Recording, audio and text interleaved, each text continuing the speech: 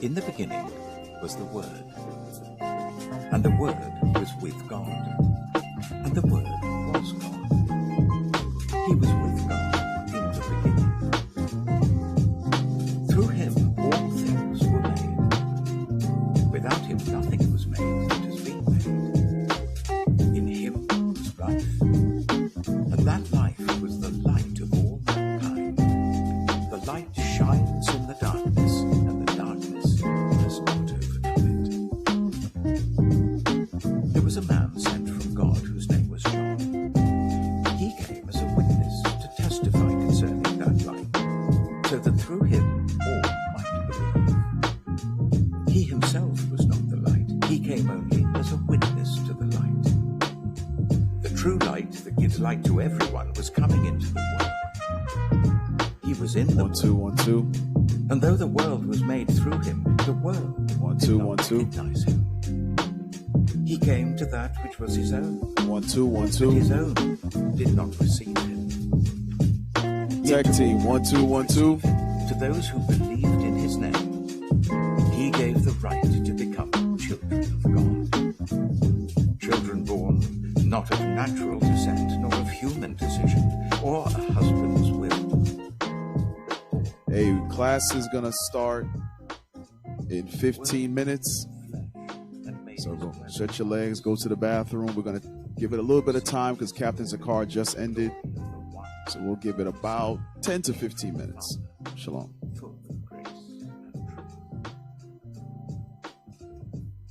John testified concerning him, and he cried out, saying, "This is the one I spoke about when I said." Nah, cancel that. Matter of fact, we're gonna start on time, 11:30. We're gonna start on time. Out of his fullness we have all received grace in place of grace already given. For the law was given through Moses. Grace and truth came through Jesus Christ. No one has ever seen God, but the one and only Son, who is himself God, and is in the closest relationship with the Father, has made him known.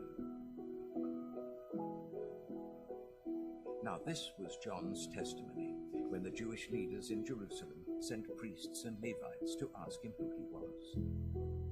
He didn't fail to confess, but confessed freely, "I am not the Messiah."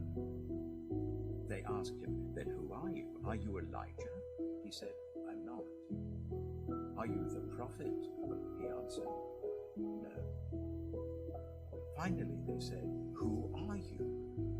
Give us an answer to take back to those who sent us. What do you say?" Brothers, you have your trumpets. John replied in the words of Isaiah the prophet, "I am the voice of one calling in the wilderness, make straight the way for the Lord." Now the Pharisees who had been sent questioned him, "Why then do you baptize if you're not the Messiah, nor Elijah, nor the prophet?"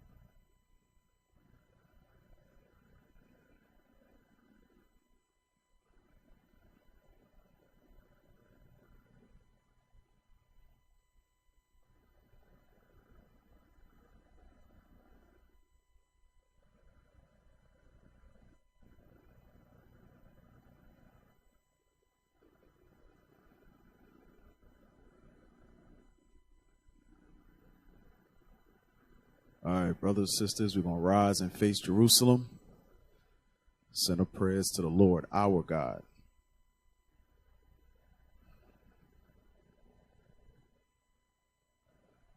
Men of Israel, blow trumpets.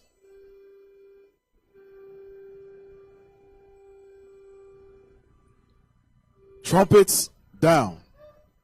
Dear Heavenly Father, God of Abraham, Isaac, and Jacob, a God that is magnified above all. Father God, we come to you humbly as thy servants, asking for your mercy and forgiveness of our sins and the sins of our forefathers, dear Lord, for we bore their iniquities.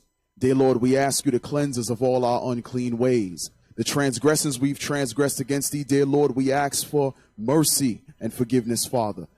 On our nation, dear Lord, who has been trodden down of these heathen, Father. We pray that you exalt thy people, that the world may know that thou art God of Abraham, Isaac, and Jacob. Father, we ask you to cast down the heathen, dear Lord. Heal thy people, allowing us peace while in this captivity to keep thy laws, statutes, and commandments. We pray for the sick among us, dear Lord. We pray for those who are weak in faith. We ask you that you strengthen us as a people, that we may serve thee and be profitable servants unto thee. We ask you to heal our bishops. Heal our deacons, our captains, officers, soldiers, brothers and sisters, and the children, Father God. Heal us as a people, for we are sick, dear Lord, and we only have thee. Father, we ask you to continue to guide us and strengthen us through thy holy word, Father God, that we may always show thy praise in the earth. Father, we thank you for all things. Let the congregation say hallelujah, hallelujah, hallelujah, hallelujah, hallelujah. In thy Son Christ's name we pray. Amen. Men of Israel, sons of God, patient saints, sons of God, hand salute. Salute down, face sisters. To the honorable daughters of Sarah, we say shalom.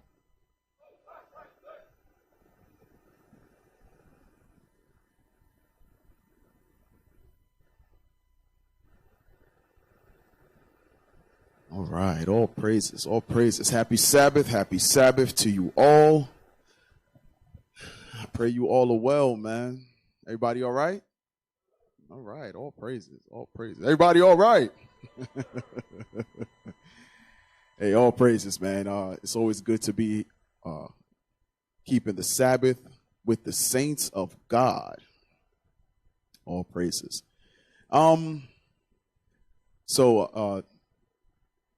As you can see by the title, Work Husband, is because it needs to be talked about. There are times when there are issues that rise in the body that, one instance might be a fluke, 2-3 instances, okay. It's a pattern. And Israel is starting to believe that these patterns are okay, not only with us, but with God. And by no means is it okay with God. So real quick, I want to pull up a definition for everyone. All right. Officer Soraya, we good? You got them new eyes now. He don't wear glasses anymore. He got the new eyes. I see through people's souls. Huh? I see through your soul now. There you go. All right, let's get this definition real quick. Definition for work husband says the male counterpart of a female coworker, a platonic male work site or mate, okay, a male coworker that provides for your needs, i.e., I don't know about the snacks part, but snacks. Or he got your snacks all right. A male coworker that provides moral support and guidance. Provides moral support and guidance. Who's ever heard of the term a work husband? All right, we've all heard of that. Okay, good. Let's go down, though. It gets better. Let's go down. There you go. Let's read that part. Work husband. That one special male at work. That one what? Special male at work. Sisters. Yeah, it's going to be about you today. Yeah, it's going to be about you today. Sisters will have that one special male. Special. Meaning he stands out from all the rest of the males. Okay. Go ahead. that one special male at work that you get along with so well. Oh, the spirits are just so compatible. They're just so intertwined. We're like one. We finish each other's sentences. Go ahead. You get along with so well, you spend all your free time at work with him. Hold on. Brothers, y'all think, is that a problem? Already. We haven't even brought one scripture yet. Brothers like, yeah, that's a problem. Well, guess what? I'm going to share something with you. Sometimes when you go home and your wife is in a rut and upset about something, it's not necessarily anything you did, but something her work husband did. Woo! It's going to be that kind of class today. Yes, it will. Brother's going to go home examining their wife, going through text messages. There was a brother who went through some text messages and found, oh, yes. We're not just making stuff up. These are things that really happen in Israel. Read it from the top again, please. Okay, they took it off the screen, so I got to use my superpower. He took it off the screen. What's going on with the tech team over here? I can read it from right here, though. Yeah, go ahead, bro. You know what I'm saying? Because you got good eyes, right? I got good eyes now. I'll wait on to put it back on the screen. Go ahead, bro. It says, when you find out No, from the top. From the top, that one special male at work that you get along with so well, you spend all your free time at work with him. When you find out gossip, you go straight to him to see if he knows yet. You surprise him with lunch or snacks. Wait a minute. You surprise him with lunch and snacks. But meanwhile, your husband at home fighting with you about dinner. Bro, those cold cuts in the fridge, that turkey and that cheese wasn't really for you. It was for the work husband. You eating up all the ring dings. She's talking about you eat too much. It's because you eating up the work husband snacks. Go ahead. You don't want to hang with no one else on break. Wait a minute. So there's a bunch of women at work that you possibly can hang with, get to know, or even not even necessarily get to know, but to have that workplace relations, right? But you choose this guy. Go ahead.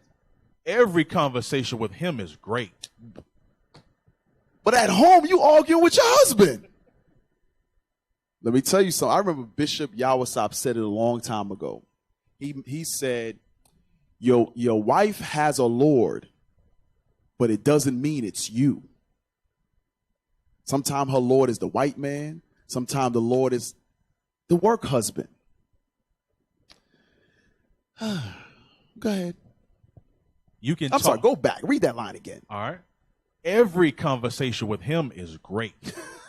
But every conversation with your husband isn't. This is a problem. Aha.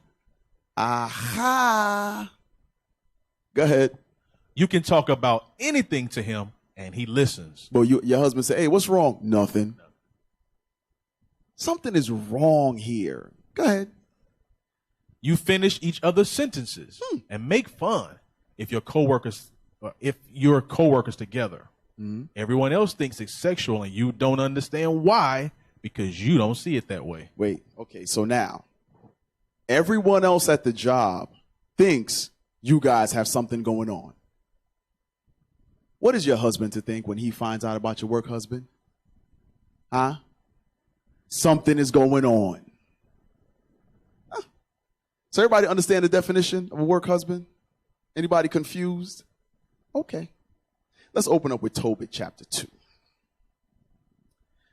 The book of Tobit, and I want to come back to this definition periodically because we have to remind Israel, because in the course of the class, they'll say they get it at the beginning. By the time we get to the middle, they forgot what it was. But we'll revisit it every now and then. Tobit chapter 2, verse 10 and 11. Tobit chapter 2, verse 10. Come on. And I knew not that there were sparrows in the wall, and my eyes being open, the sparrows muted warm dung into my eyes, and a whiteness came into mine eyes. So Here we have, what is it? On the job injury, right? There's an injury here. Now let's see what the injured next course of action is. Go ahead. And I went to the physicians, but they so the next course of action, just like us, we get injured. We do what? We go to the doctor, right? Go ahead. But they helped me not. But they were unable to help him in his infirmity, right? Go ahead. Moreover, Aeshakaris did nourish me until I went into Elamaz. And my wife Anna did take women's work to do. Now, do you have a number next to did take women's work? I don't. Your Bible's more fancy than mine. My Bible is not fancy. Stop it, brother. So I'll read it. It says, where it says, and did take woman's work, was hired to spin in the women's room. Matter of fact, hey, tech team, I'll take a picture of it and I'll send it to y'all so that everyone can see it.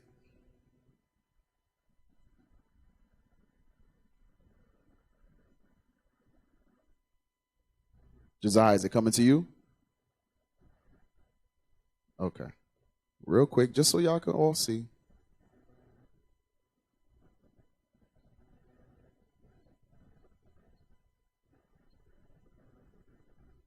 Dino, okay, hold on 1 second.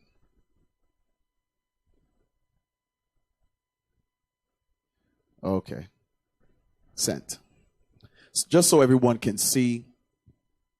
So read the verse again. Verse 11. And my wife Anna did take woman's work to do. So Anna took woman's work to do. Do we have it up?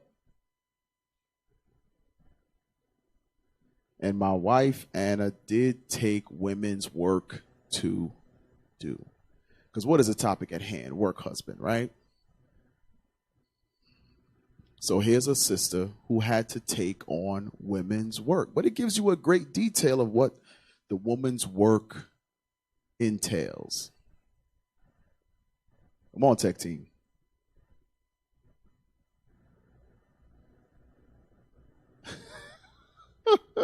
Hey, read verse 10 again. Tech team. Y'all acting like Miami Tech team right now. Verse 10. Hold on. Go ahead, read it. Verse 10. And I knew not that there were sparrows in the wall. I'm going to read slow. Just give them time. Yeah, read real slow. And mine eyes being open, the sparrows muted warm dung into mine eyes. And a whiteness came into mine eyes. So Tobit was hurt. Tobit had, a sparrow took a dump in his eye.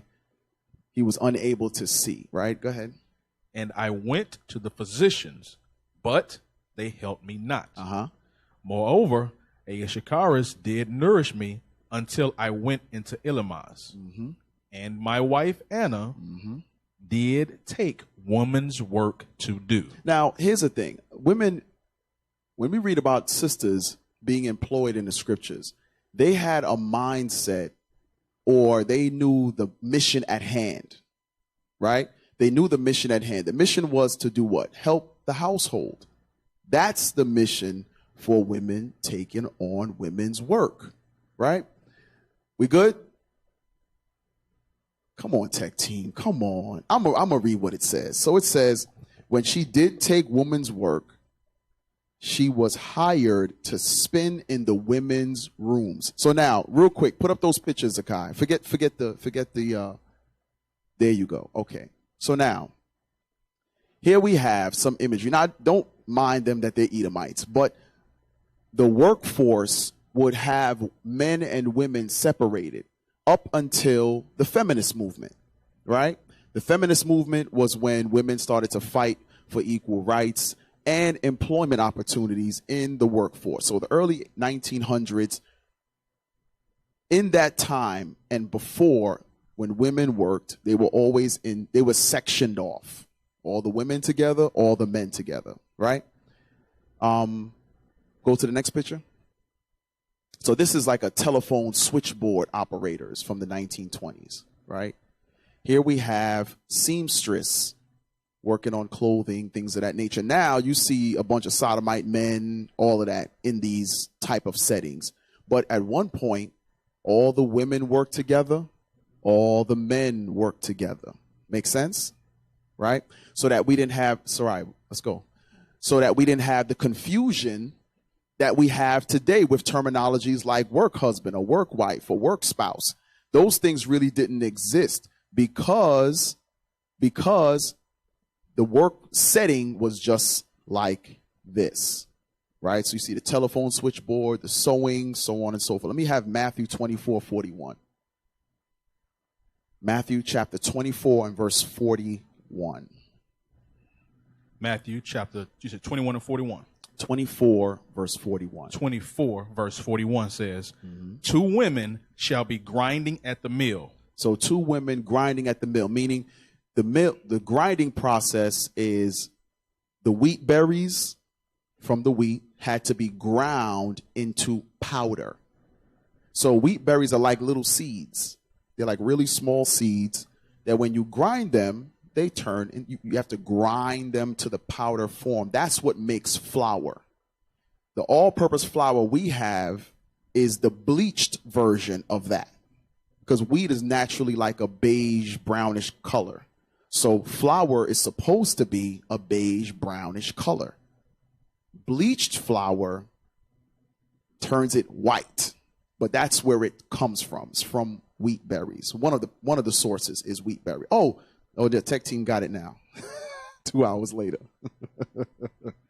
So what we have is 2 what? Women doing what? Grinding at the mill. So they were making flour. But who was it together? It was women together doing that. Real quick, Exodus 2:16. Exodus chapter 2, verse 16. 16 and 17. Now the priest of Midian had 7 daughters, and they came and drew water and filled the troughs to water their father's flock. And the shepherds came and drove them away. But Moses stood up and helped them and watered their flock. So now we have the sisters all doing the labor together by watering the flock. This was customary. It was customary for women to work together. It was customary for the men to work together. This was something that was a no-brainer. What, to avoid certain things that go on in the workforce, right? Real quick, I want to go back to all the stuff that I sent you. There's something that comes to mind. Because even in history, you hear about women and their maids, women and their handmaids. They have sisters that were always around them, right? Give me that, the history of women in America. I want you to show that cover of that book. Okay? So we're going to go into a little bit of history here. This book goes extensively into women going into pants, going into the labor force, the black women in the households. It's a very good book to have, right? Let's go to page 303.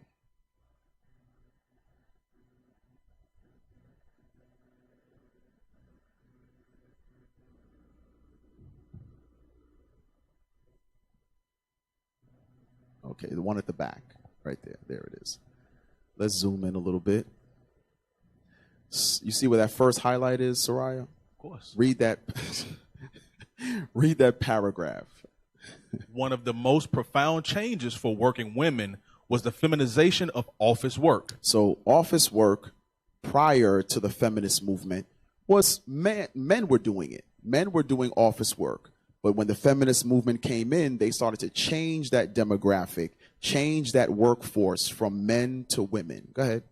New technology eased women's entrance into the office, like the textile, loom, and sewing machine. The telephone and typewriter were considered women's machines. They were considered women's machines. Go ahead. By 1902, the Bell system, which was founded in 1876, employed 37,000 women switchboard operators as compared to 2,500 men. So showing you how the workforce switched from the men to the women. At one point, the telephone switchboard was operated by 2,500 men. There was a lack in the telephone service, right? That's like the Verizon commercial. Can you hear me now? Can you hear me now? That was back then because there wasn't enough men to do that job. So when the workforce switched, 37,000 women were employed to do that job, right? Jump to, was that the end of it? Go down, let me see. You could finish that. When Phil Remington introduced the typewriter to the public in 1873, he hired women demonstrators called typewriters themselves. The women created a sensation. Business firms that bought the machines wanted the women operators as well. So they wanted the women who operated the typewriters and the machines as well. Just showing you the labor force, right? Now go to the next page.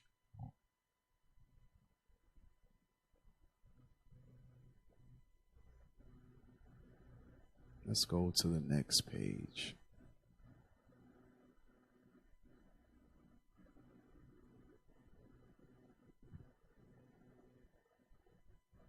Let's go to the next. There we go. Nope, that's the same thing. Come on, tech team. Let's make this a smooth operation, man.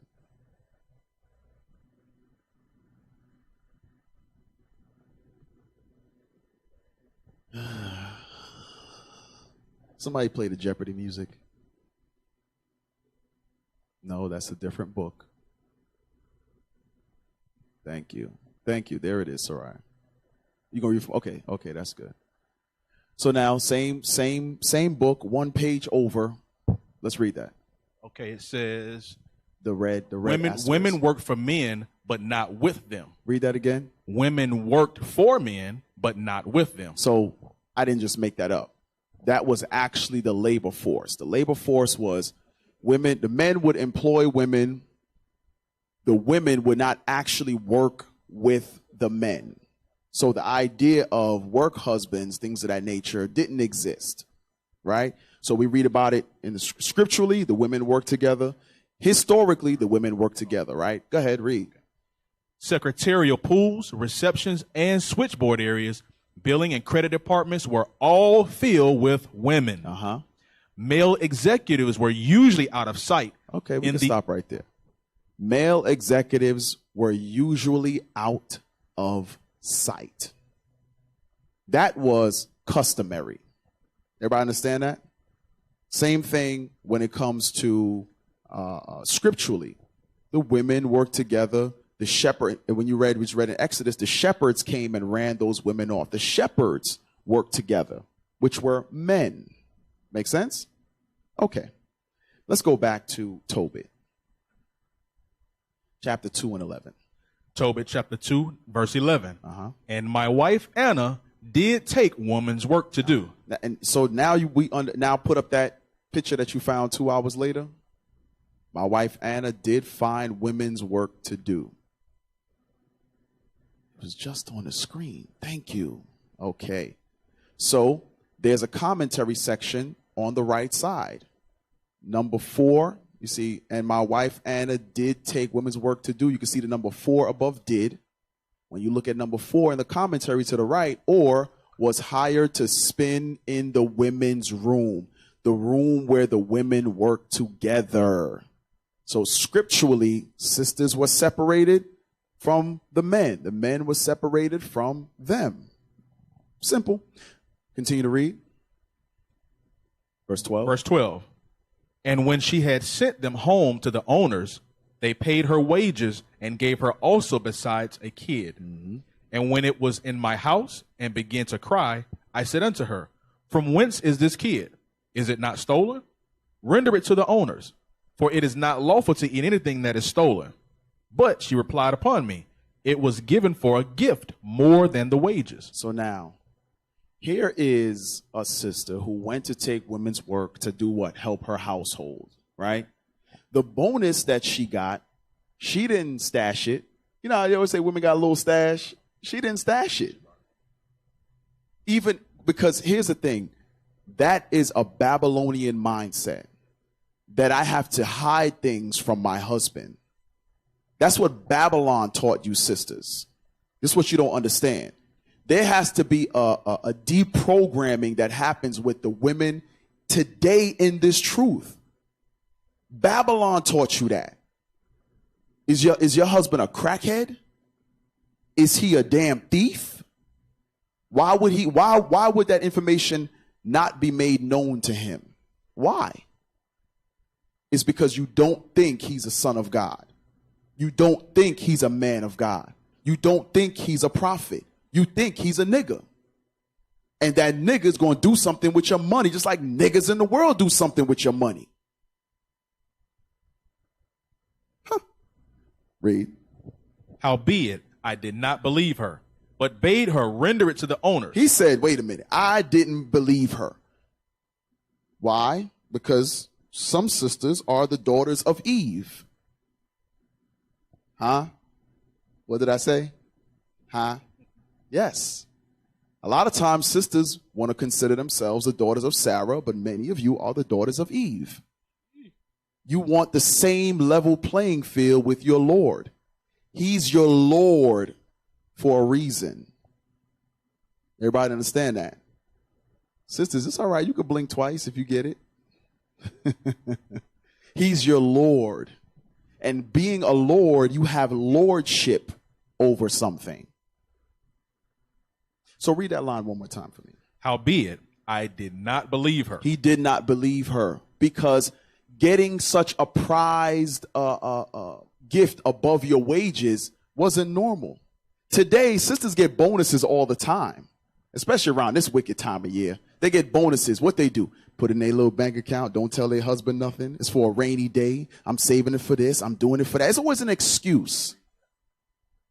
Very seldomly a sister will say, well, I don't know everybody's household, but sisters, from what I have dealt with counseling about finances, things of that nature, it's always an issue that the sisters feel this is mine over here. I have to know everything you're doing financially, but when it comes to me, I got to keep that to myself. That's Babylon. This sister got a bonus and brought it to her husband to the point where her husband was like, wait a minute, what's going on here? Did you steal that? We can't eat that because it's stolen. She said, nah, I got it as a gift above my wages, meaning she did such a good job, she got bonuses. Go ahead. But bade her render it to the owners, and I was abashed at her. But she replied upon me, where are thine alms and thy righteous deeds? Behold. Now here's a sister's response. She didn't say, Negro, I work hard for this. Who are you to tell me what to do with my money? She said, wait a minute. The reason I'm getting this is because of what you have done for this nation. She's reminding her husband how great of a name he has. Ooh. Make you feel good. That made you feel warm and toasty, huh? Warm and fuzzy on the inside. Sisters are so accustomed to breaking the husband down into what he's not, instead of reminding him of what he is. You are God upon this earth, brothers. Don't you forget that. Read that part again. But she replied upon him, where are thine alms and thy righteous deeds? Behold, thou and all thy works are known. Wait a minute. Damn. That sister is reminding her husband, I did a good job, but the reason I got the bonus is because of you. Let me tell you something. A lot of you brothers that are married, the only reason your wife is here is because of you. Y'all know that, right? There's a lot more sisters that are pleased to dwell than those who actually believe. Look in the camera. There's a lot more sisters who are pleased to dwell than those that actually believe. So the reason they're here is for you. Sometimes bonuses are given, accolades are given, recognition is given to sisters. It's because of you. Y'all understand that? Nah, y'all don't. These brothers don't believe it. They're like, I don't know. She's looking at me. She's sitting across the room, Cap. Is she looking? Is she looking? Bro was scared to turn around. The hell? Tell him to exhale. Yeah, you gotta. It's gonna be all right, brothers. You're gonna get your balls back one day. We're gonna help. We're gonna get you a little ball bag, so she could transform her bag to your bag. What's wrong with these brothers? I understand she's sitting across the room. So damn what? So what? You are a son of the living God, man. That's right. That's right. And the minute you start believing, it says, as a man thinketh, so is he. When you start believing it, you'll start walking in a different posture. You start talking different. Give me that in 2 Samuel chapter. Is it 10? Be another man. Give me that real quick. Veering off class, but y'all brothers I'm asking brothers questions. They're like, I don't know. I don't know. I'll let my wife answer for me. The hell wrong with y'all? I think it's 10 and 6. 1 Samuel, 2 Samuel. 1 Samuel 10 and 6. Yes, 1 Samuel. 1 Samuel chapter 10, verse 6. Come on. And the Spirit of the Lord will come upon thee, and thou shalt prophesy with them, and shall be turned into another man. Listen, and I'm going to say this. Brothers, if you're a hypocrite, that's why you have a problem. That's the problem, if you're a hypocrite. But if you are literally turned into another man, that sister has to see that change in you. And when you're leading that household, she'll follow because you're not the same man. You're not trying to get a bust down. You're not trying to break down an eighth or a quarter. You ain't doing drugs. You ain't doing that no more. You busting down these scriptures. You busting down your speech. You busting down your thought process. You should be another man, not the same Negro. So therefore, if you're not that same Negro, you're now holding her to a standard where she can't be that same woman. And a lot of them don't like that. When you know what the standard that God has for you is, you can now hold her to a standard. And that's where the bucking up happens. That's where I'm not talking to you, but I'm going to talk to my work husband every day, all damn day. Because the work husband ain't holding her to a standard.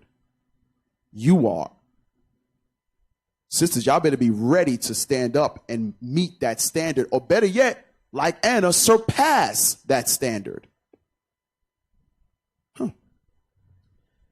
What did I have you? Tobit, you finished 14? We just finished verse 14. Yes. Let's go to Proverbs 31. The famous Proverbs chapter 31.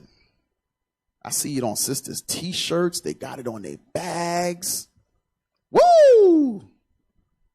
Proverbs 31. Verse 10. Y'all ain't know I hit that Spanish language, huh? Send me to Puerto Rico with Captain Zephaniah. But you said 21, though. What I said? I said 30, I said 20. You said 20. I said 30. That's I heard, 31. 31. I heard 20.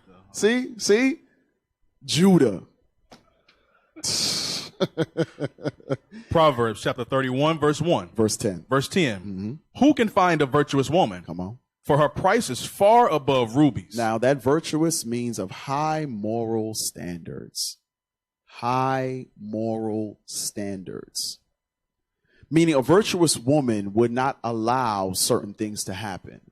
A virtuous woman would not allow the belittling of her Lord's house. The belittling of her Lord's house is when you confide in your Lord's house to another man. A virtuous woman would never do that. But the next verse will tell you. Go ahead. The heart of her husband doth safely trust in her. So if things happen in your household and that wife finds solace in another man, the husband in no way, shape, or form can trust in that woman. No way, shape, or form. It's impossible. So that sister is not a Proverbs 31 woman yet. She has to get her mind right. Right? The same way brothers, and you know what's the thing is, brothers very rarely have an issue with correction.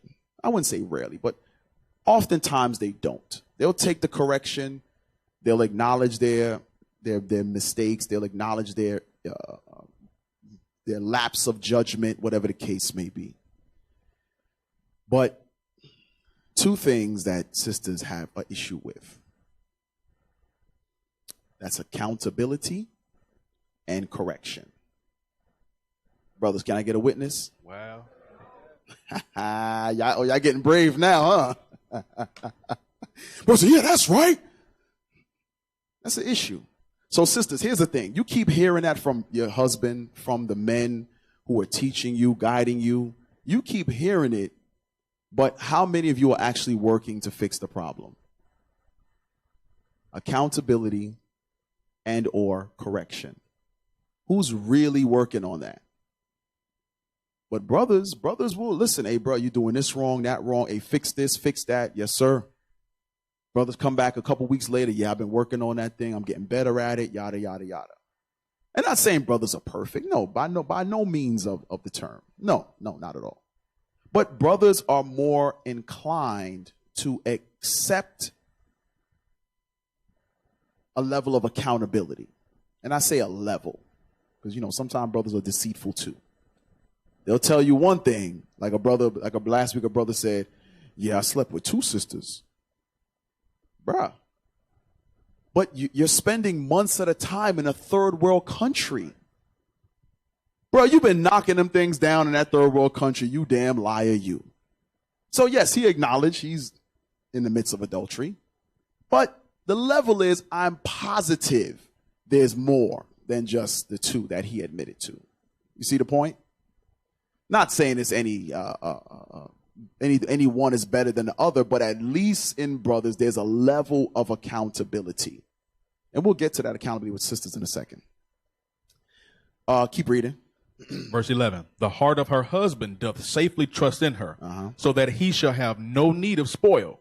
She will do him good and not evil all the days of her life. So what is this husband? He doesn't have to worry about what his wife is doing at work. Because it tells you she Proverbs 31 woman, she got work, she buys lands, she seeth a field and buyeth it, things of that nature, right? A husband does not have to worry about the dealings of a Proverbs 31 wife. He can trust that she's going to go handle business, conduct herself as his wife, because what sisters don't realize is you as a wife, you're bearing your husband's name. Your husband's legacy is riding on your shoulders. Sisters, did y'all know that? Sisters? Y'all knew that? Okay. Oh, praises, my Lord. Y'all gonna get it one day. It's either by my grandma say hook or by crook. It's either gonna be by truth or by the nukes. One of the 2 ways you're gonna get it. Hey, put that in the song, Sarai. Like that. Either by the truth or by the damn nukes, man. One of the 2, but you're gonna get it. Okay. So read that one more time, verse 12. Verse 12, she will do him good and not evil all the days of her life. Mm-hmm. So let's jump. Sirach chapter 26. Ecclesiastes chapter 26 and verse 15. Ecclesiastes chapter 26, verse 15. A shamefaced and faithful woman is a double grace. Real quick, can we pull up the definition of shamefaced, or is that going to be too much for the tech team? I'll do it. Huh? Tech team quiet? Can somebody give a response? Hello? Oh, you got me? Okay. During this class or next? Okay, be this class? Okay, all right. Oh, praises. Click the little arrow to show synonyms down at the right, to the right, to the right. All the way to the right, right there. You just went over it. Back over to the right. I got you, Kev. Huh? No, hit the little, to the right. Above the word feedback. Whoa. Oh, Lord, help us. Okay. Go ahead, officer. Shamefaced. Synonyms.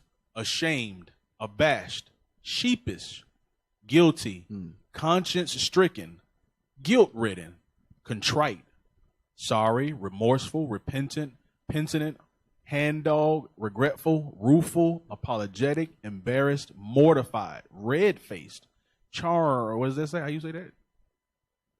Humiliated, uncomfortable. Chagrined. I got the SAT word. Chagrined. Chagrined. That's my first time ever hearing that word. Uncomfortable. discomforted, in sackcloth and ashes, compunctuous. Now, I like uncomfortable. I like contrite, repentant, sheepish. Very good. Very good word. So let's read that again. Verse 20, 15. 15. A shamefaced and faithful woman is a double grace, and her continent mind cannot be valued. So, continent meaning sober, temperate, abashing, or contrite. Those are the same words. So, the bottom part of verse 15, it says, and her continent mind cannot be valued. So, what is this? It's referring back to Proverbs 31 that we just read. Nothing can compare to this sister who has her head on straight. That's all it's saying.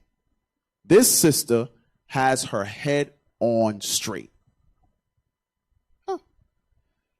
Her mind isn't wandering on every Tom, Dick, and Harry. Her work husband changes every 2 weeks. Proverbs 30, verse 32. Proverbs chapter 30, verse 32. If thou hast done foolishly in lifting up thyself, or if thou hast thought evil, lay thine hand upon thy mouth. So now, what is the reason for this? Because we just read about a sister that has her mind on straight. She has her head on straight. Her mind isn't wandering all over the place. She's not wondering about this man at work, this thing going on. Her mind is focused on the commandments, her household, her Lord. These are the things she's focused on. She's focused on the mission. But what happens with some sisters? Their mind begins to wander on foolishness. Then their foolish thoughts become foolish words. So God says, if you can't seem to subdue your mind, you can't seem to subdue your thought process, your train of thought, don't say anything. Don't say anything. Why? Because whoremongering men look for that. Whoremongering men know telltale signs about a woman that they can take advantage of. Why? Because of what you say. They don't know what you're thinking. But if your thought process is manifest into words, bingo, gotta. Read that one more time. If thou hast done foolishly in lifting up thyself, or if thou hast thought evil, lay thine hand upon thy mouth. It says, if you thought evil. You know, Matthew chapter 5, it tells the men not to look upon a woman to lust, right? Meaning your thought process is now evil when you get into the lust process. It means you can't see a woman and acknowledge, what she has on or what have you. But if your thoughts start to go into, man, I wonder what that thing like. I wonder what it looked like underneath them clothes. Boy, I bet she could this, that, and the third. You're in the midst of sin. If your mind goes into whatever you can do with the sister or what the sister looks like without clothing or whatever along those lines, you are in the midst of sin. So your thoughts can be sinful. God says to the women, if your thoughts are sinful about so-called male co-workers, says you better not open your mouth. You better not say anything. You better not reveal your issues going on in the house.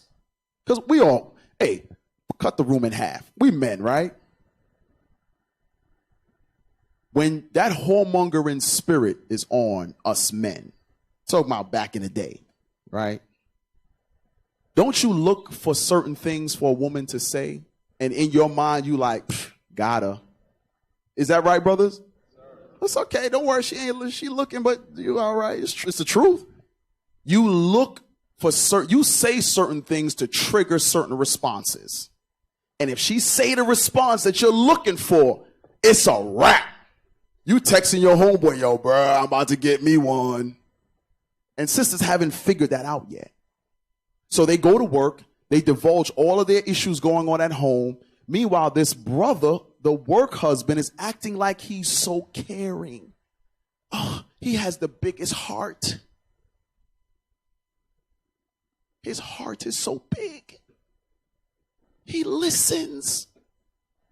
How many of you men really listen? Not a near hand went up. We hear, we comprehend, we process, but we have an innate skill of listening without listening. Right? You listen for certain keywords. Keywords. Word? Everything sounds like wah, wah, wah, wah, wah, wah, wah, wah, wah. And then my work husband, what? Your work husband? The trigger went off. We're like, Facebook has those trigger words. If you type certain things in, you get flagged or whatever. That's men's minds. We don't hear much. Yeah, yesterday I was doing this, that, and the third, and I was washing the clothes, and then I cooked, and I don't know what happened to the frying pan. I'm like, word? That's crazy. What? You had to buy a new spoon? Yo, that's crazy. We ain't really listening. Don't ask us, hey, what did I just say? Huh? I heard you. I heard you keep talking. Yeah, keep talking. You trying to insult me? Of course I heard you. Come on now. You trying to start something. You got to flip it. Always trying to start something. Proverbs 17 and 20. Proverbs chapter 17 and verse 20. Proverbs chapter 17, verse 20. He that hath a froward heart findeth no good, and he that hath a perverse tongue falleth into mischief. So we just read, if your thoughts are evil, don't say anything. But when you have a perverse tongue, you'll fall into mischief. Perverse meaning uncontrollable, unmanageable, meaning you'll just blurt out anything. You know when somebody says, you ever heard the term, he or she speaks their mind? You ever heard that term before? Okay, I'm the only one? Okay. Speaking your mind meaning there's no restrictions on what you're going to say. When God says you should restrict what you say. Because if your thoughts are evil, you shouldn't say it. But that person who speaks their mind or can't control their tongue, God says you're going to fall into mischief. That work husband is going to become your adulterous partner. Guaranteed. Guaranteed. Why? Because we have seen it. It has happened. The playful banter in text messages turns to very explicit text messages. How he want to bust it down. How do you like it? Oh, I like it this way. I like it that way. Brothers, if your wife is having that conversation, kick her behind to the curb because she belongs to another man. Give her back to the streets. From the street thou comest, to the streets thou shalt return. Give her back to the streets. Should no man know how your wife busted nothing down? Not a near one. And if the minute her evil thoughts became evil words and she fell into mischief is the moment you say adios. I'm really on some Spanish stuff today, ain't I? Adios. You see that, right? Adios. Ephesians 2 and 2. Ephesians chapter 2 and verse 2.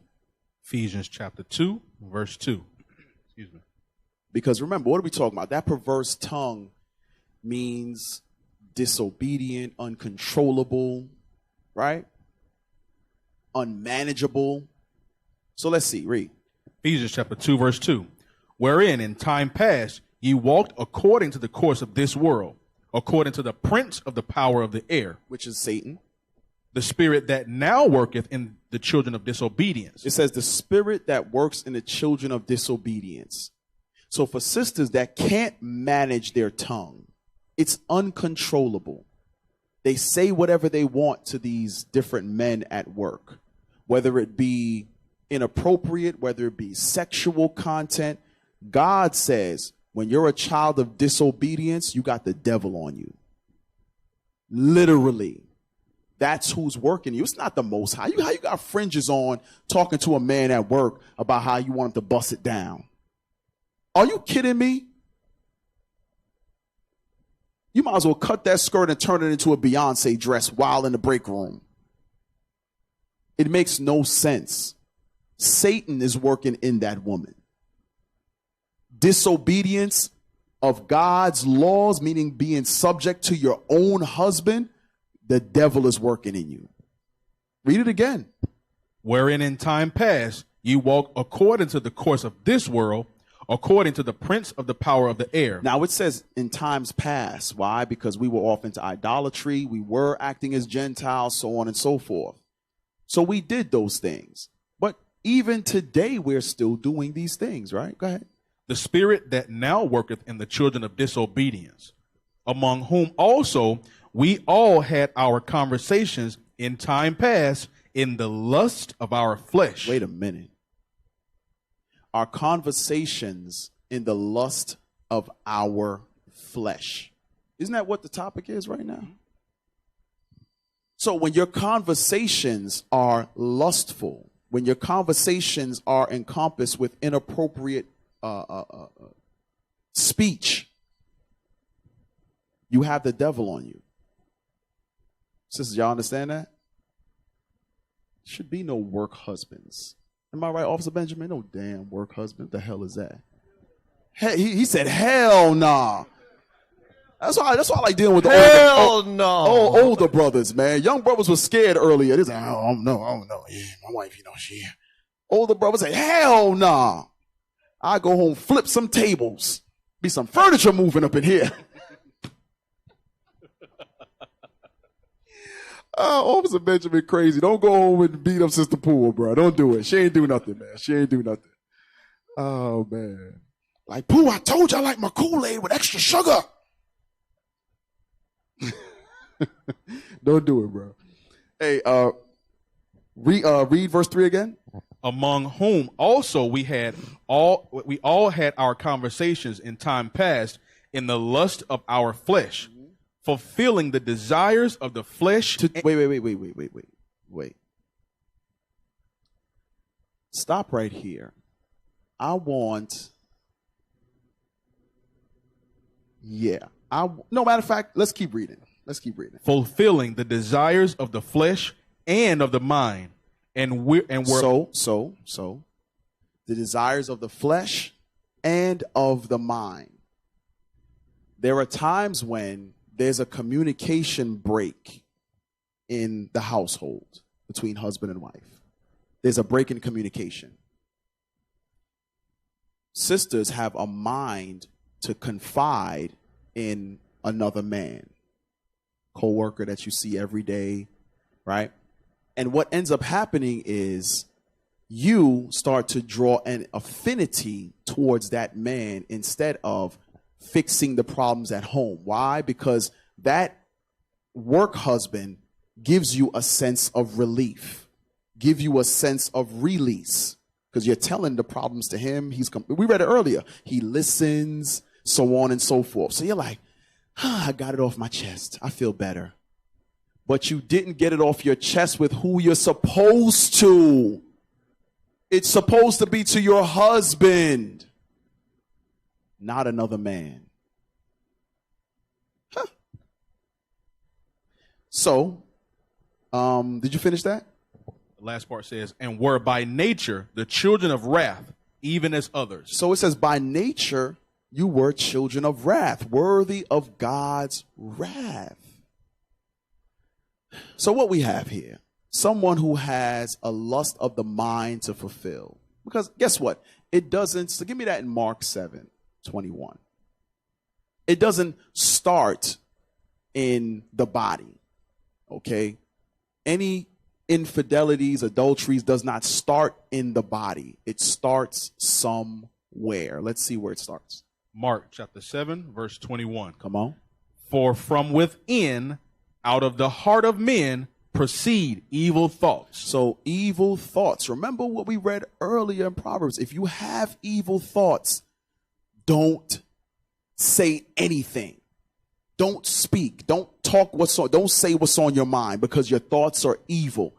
God says, out of that same mind proceed evil thoughts that you should never reveal to those men. Never reveal to those people. Never. Go ahead.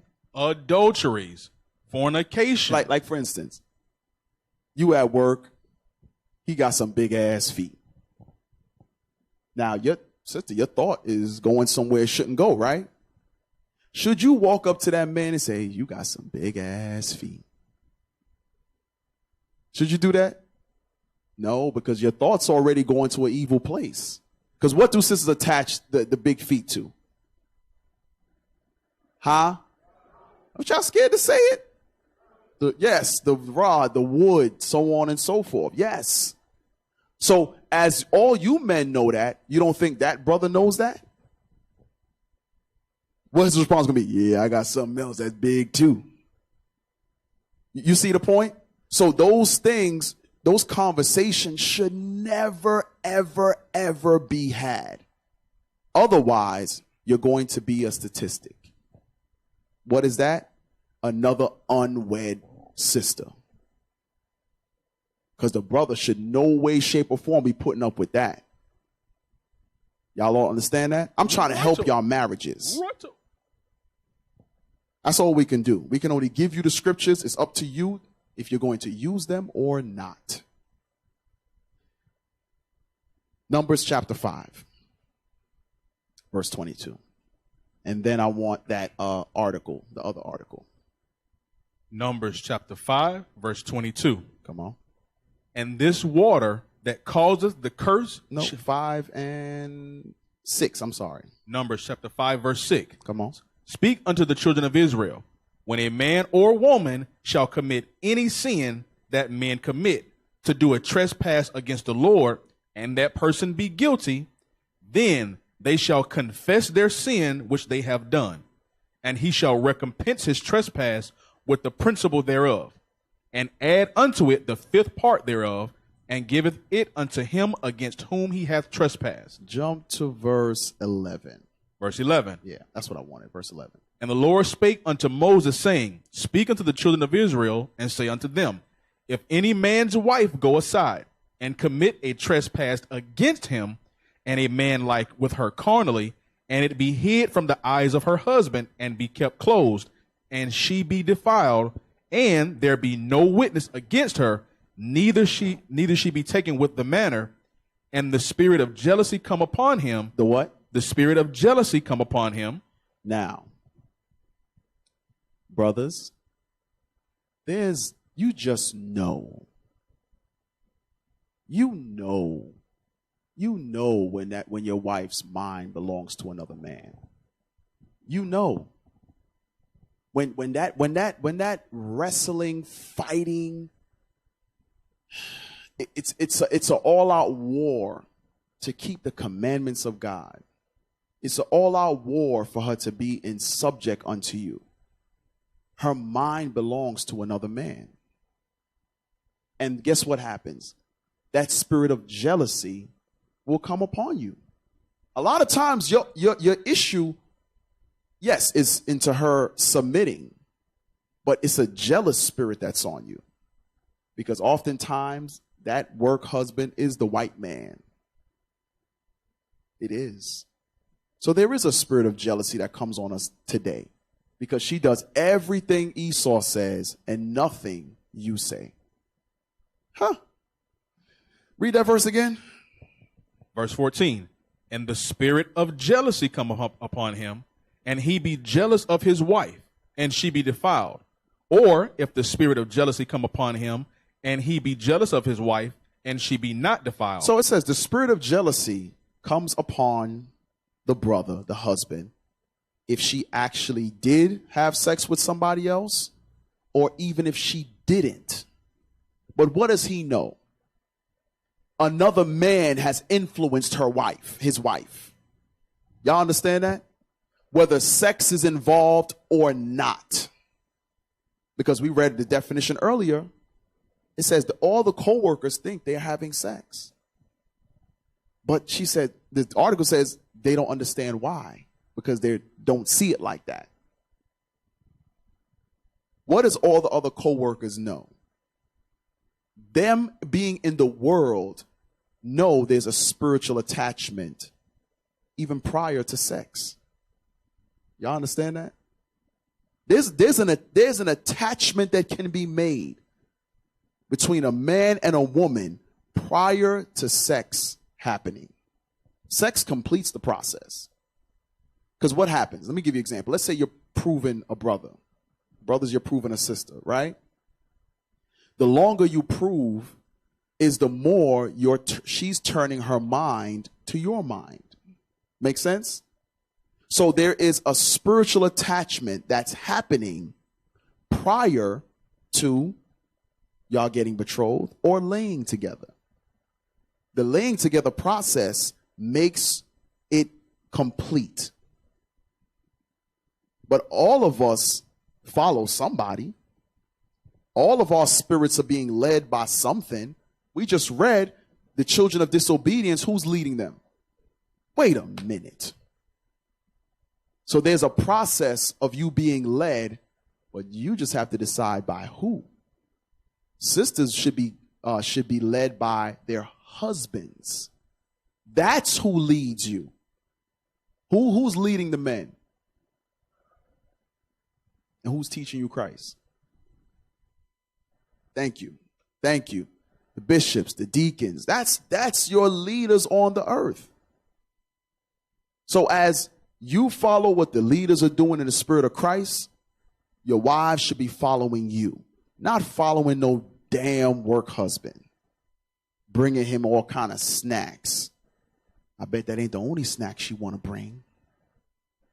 Just give it time. You'll see in the text messages. That's just my coworker. Yeah, okay. He working all right. You going, what Leah said, work the middle? Huh? Yeah, he going to work all right. Continue to read. Verse 15. Then shall the man bring his wife unto the priest, and he shall bring her offering. He shall bring her offering for her, the 10th part of an ephah of barley meal. He shall pour no oil upon it, nor put frankincense thereon. For it is an offering of jealousy, an offering of memorial, bringing iniquity to remembrance. Bringing iniquity to remembrance. Go ahead. And the priest shall bring her near and set her before the Lord. And the priest shall take holy water in an earthen vessel, and of the dust that is in the floor of the tabernacle, the priest shall take and put it into the water. And the priest shall set the woman before the Lord, and uncover the woman's head, and put the offering of memorial in her hands, which is the jealousy offering. And the priest shall have in his hand the bitter water that causeth the curse. That causes the curse. So, if that man has the spirit of jealousy on him, whether she was defiled or not, that spirit is still there. The spirit of jealousy is still there. That's your coworker. Why the hell he calling you so late at night? Come on now. That's the spirit of jealousy. Now, don't get me wrong. It may be work related. It may just be. But guess what? Those instances that happen in this time, we're reading about, it happened of old. When that spirit of jealousy came on the man, he couldn't prove that his wife was in the midst of adultery. He brought her to the priest. The priest had her uncover her head. He put the holy water into an earthen vessel. Let's keep reading, though. Verse 19. Mm-hmm. And the priest shall charge her by an oath, and say unto the woman, if no man have lain with thee, and if thou hast not gone aside to uncleanness with another instead of thy husband, be thou free from this bitter water that causeth the curse. So it says, you won't be affected by this bitter water that you're about to drink. And there won't be a curse upon you. But keep reading. But if thou hast gone aside to another. If you did sleep with your so-called work husband. If you did lay down with another man. Go ahead. Instead of thy husband. And if thou be defiled, and some man have lain with thee beside thy husband, then the priest shall charge the woman with an oath of cursing. Mm-hmm. And the priest shall say unto the woman, the Lord make thee a curse and an oath among thy people, when the Lord doth make thy thigh to rot and thy belly to swell. Whoa. The judgment, if she went aside and the husband had that spirit of jealousy, She was to drink, because remember, when you read Exodus, it says if she lay with another man and is found, she's found with another man. What was the judgment then? They would get stoned. It was death, correct. They would get death. But now, nobody can prove it. Y'all understand? But the brother can't shake the fact that he got this spirit of jealousy on him. That's the Lord showing us, listen, your wife is an adulteress. Your wife has been dealing deceitfully with you. Don't let that feeling go. Go investigate. And sometimes you got to investigate just to see, make sure you ain't a simp. Because you can see all the damn signs in the world. You be like, oh, no, not my wife. No, no, no, no, no, no, no. Nope. Nope. Come home late night smelling like Jack Daniels and Coke. Not cocaine, Coca-Cola. Different outfit than what she left in. What the hell? Wig all twisted. Why the hell your wig doing a gangster lean? Huh? No, I don't know. I've had on a hat. You don't wear no damn hats. But you'll have that inkling and we'll say, oh, no, I'm not going to say anything. I don't want trouble in the house. I want peace. Some of y'all choose peace in the house, but what you're choosing is to be a damn simp. That's what you're choosing. Listen, she get mad, so damn what? So what?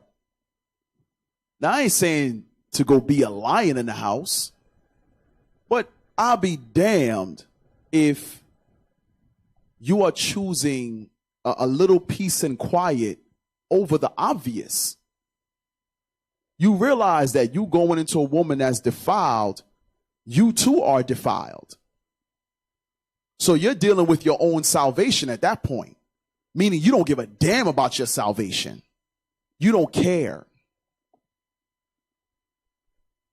But here's a brother who says, nah, you know what? Something ain't right. I'm going to bring you to the priest and we're going to figure this thing out. The judgment is because no one was there besides her and the other party and the brother, her vagina and thigh area was going to rotten away. Talk about some funky cold Medina. You know that thing stink. Yeah, I said it. It stank. Read that bottom part again.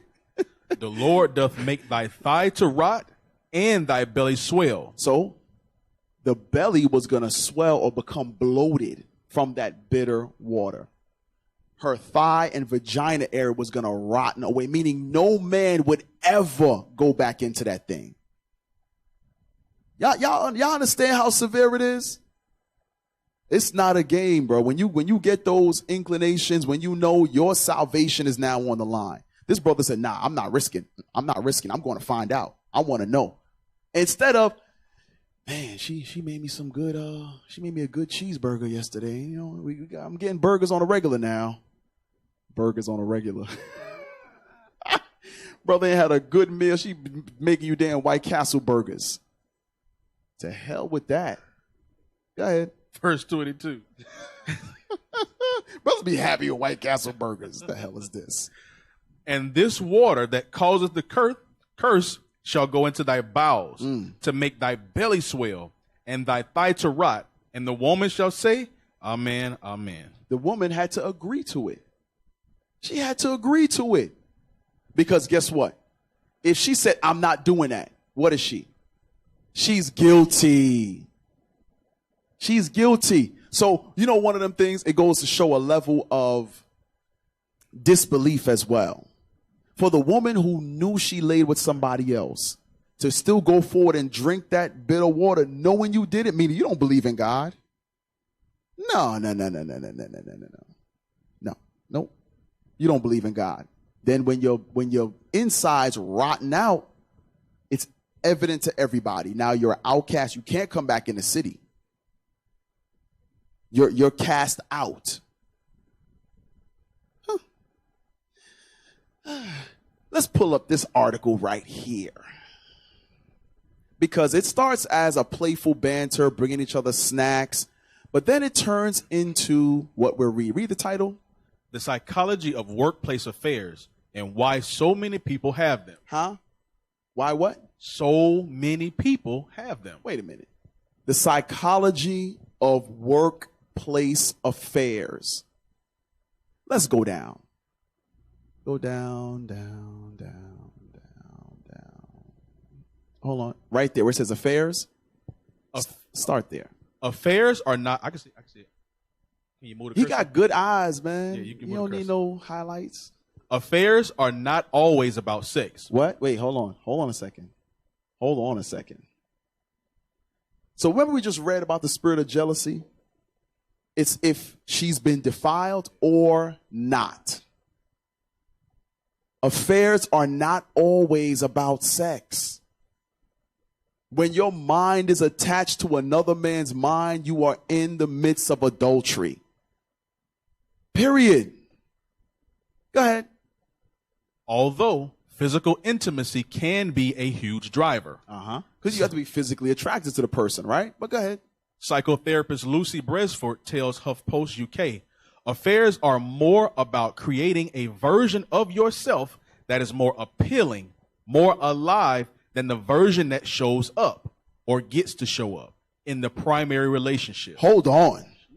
So here go the Beyonce and Sasha Fierce. That's what we have. So with that workplace husband, you can be a different version of yourself. It's exciting. Ooh, this is new. Continue to read. Workplace affairs are often between people who get to see each other shine and succeed, she says. And this admiration or power dynamic can also fuel it. There may be workplace rules in place forbidding such unions, which only serve to make the relationship feel more enticing, more thrilling. So now, some jobs have policies against co-worker relationships, right? And it's to avoid, the whole blowout when you break up or y'all have a falling out. It should never spill out into work, because what that does is it changes the morale of the workplace. Everybody understand that? So now, but some people see it as more thrilling when there are rules in place to forbid them from hooking up with someone at work, like the laws of God. The laws of God prevent you from hooking up with somebody else at work. But when the thought actually comes about, or when the suggestion actually comes about, it becomes more thrilling to go against what God says. Even if the workplace didn't have something set up, God has something set up. But to subvert or to deviate from God's laws is more exciting for you. No one's going to find out. No one works here. We have a few situations where the sister obviously didn't think her husband was going to find out. He happened to pick up her phone. I don't know what she was doing. And lo and behold, it revealed a lot. It revealed the first line: affairs are not always about sex. They hadn't, well, I don't know. They might have. I don't know. I don't give a damn. But they might have not actually done it.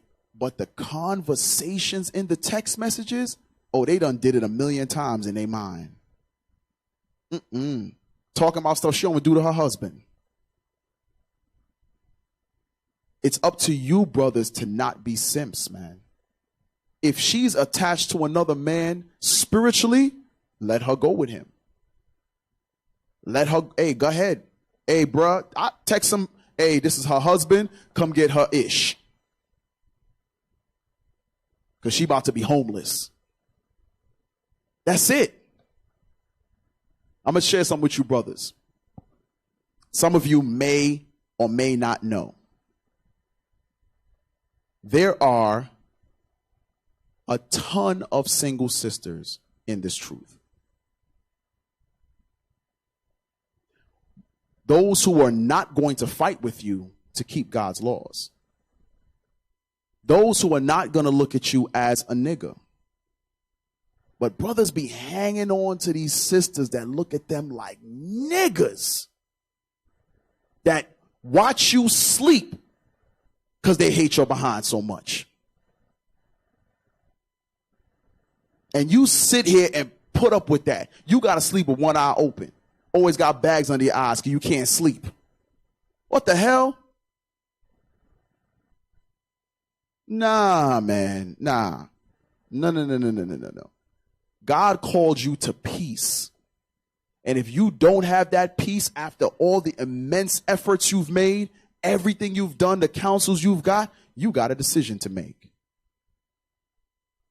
That's it. I am not going to fault a man that says, you know what, I'm going to put her away. I can't do this anymore. Your salvation is on the line. And I'll be damned if a woman interrupt that. I'll be damned. Keep reading. Right on screen. A high-pressure working environment is sometimes a factor, as counseling psychologist Dr. Chloe Podausis Mitchell, particularly if both parties are absorbed in the mental and emotional demand of work issues. The intensity of such pressure leads to strong bonds and intimate sharing of such pressure and can build up the crossing of personal and sexual boundaries, she says. Where are you reading? Okay, I see. So it says, because you go through so much on the job, it's easy for the person who's working with you, i.e. work husband, to relate to the pressures that oftentimes, let me see, am I jumping ahead? Actually, keep reading. Keep reading. The next paragraph? Yes, next paragraph says it. Many affairs happen at work because people spend long hours repeatedly with colleagues. Mm-hmm. It's these colleagues who have a deep understanding of the pressure at work, not the family or partners at home. This creates a feeling of being alone. So now, sisters will have a feeling of being alone because as they're telling you about your work day, you're like, come on, man, it's not a big deal. Get over it.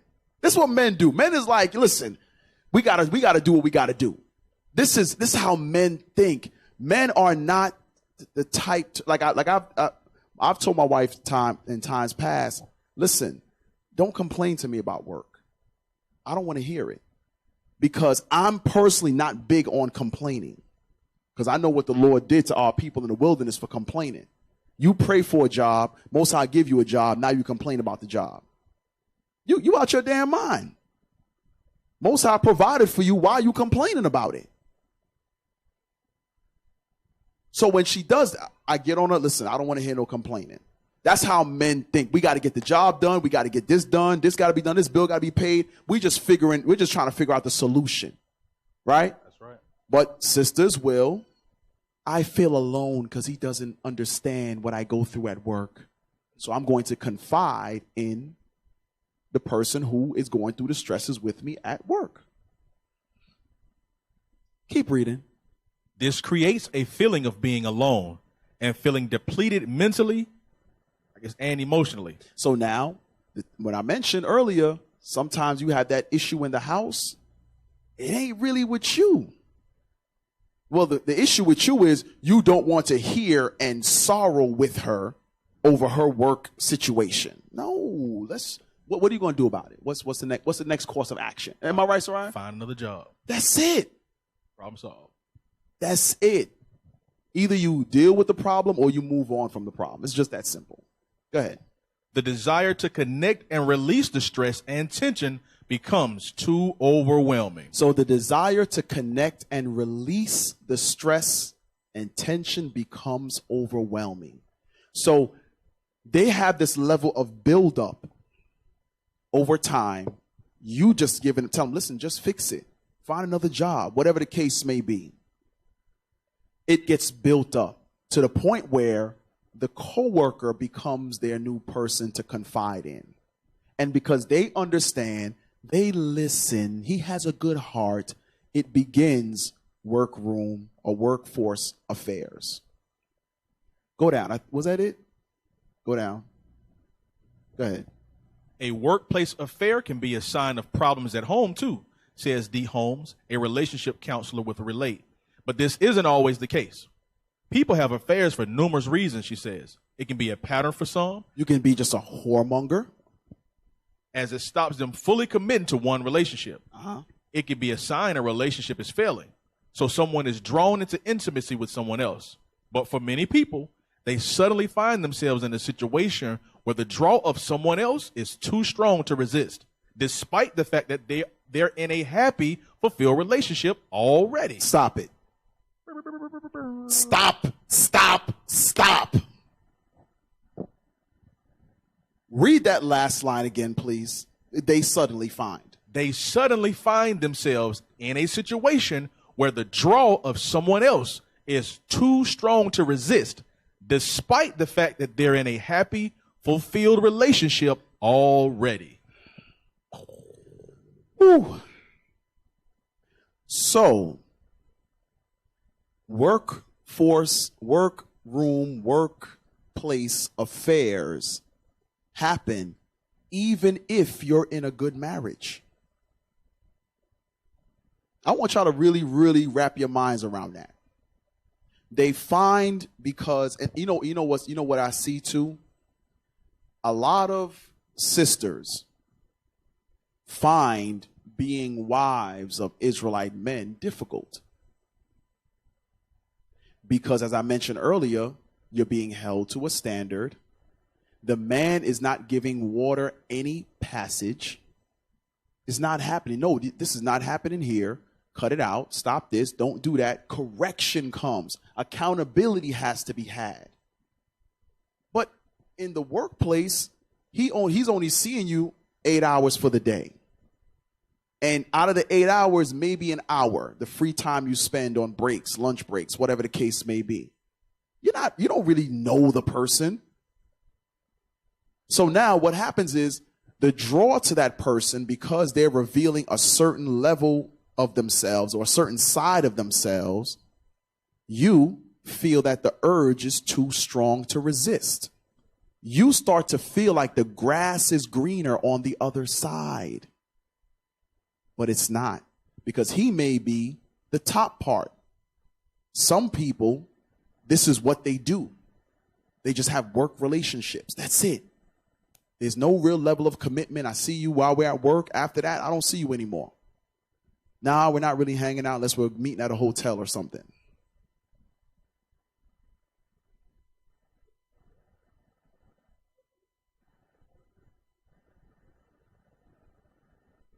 Right. That metaverse thing. They're going to be having virtual bust downs now. Damn devils they are. Continue to read. Affairs can have devastating consequences, particularly when there are children involved. But Holmes is adamant they don't have to mean the end of a long-term relationship or marriage. Yes, it does, according to God.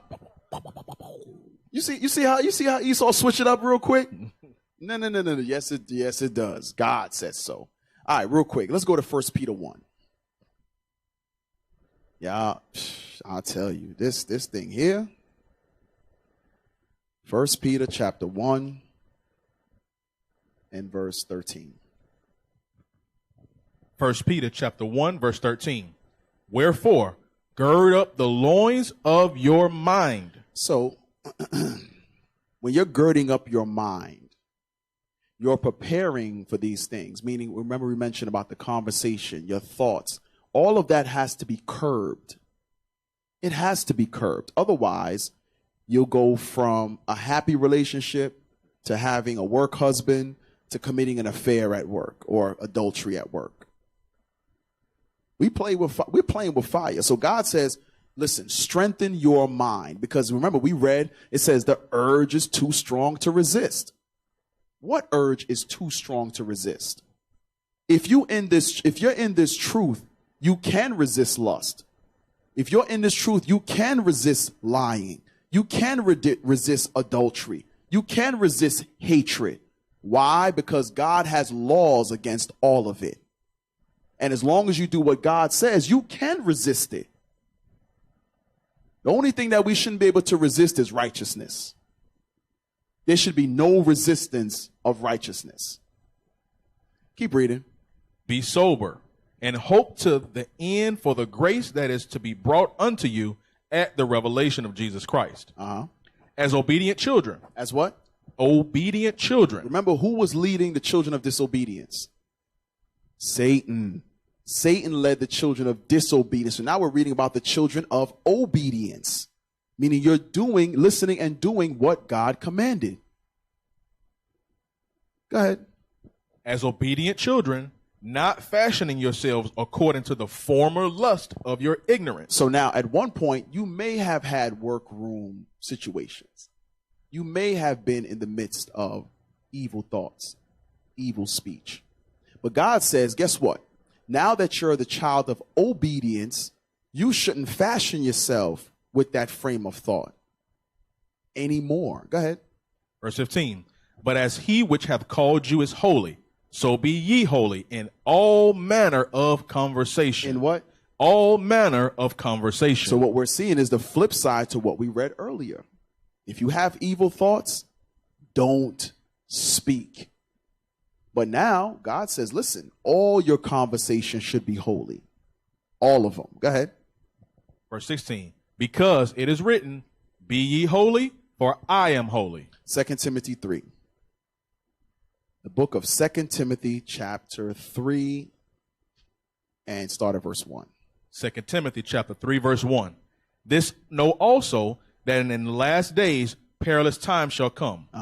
For men shall be lovers of their own selves. So men shall be lovers of their own selves. Go ahead.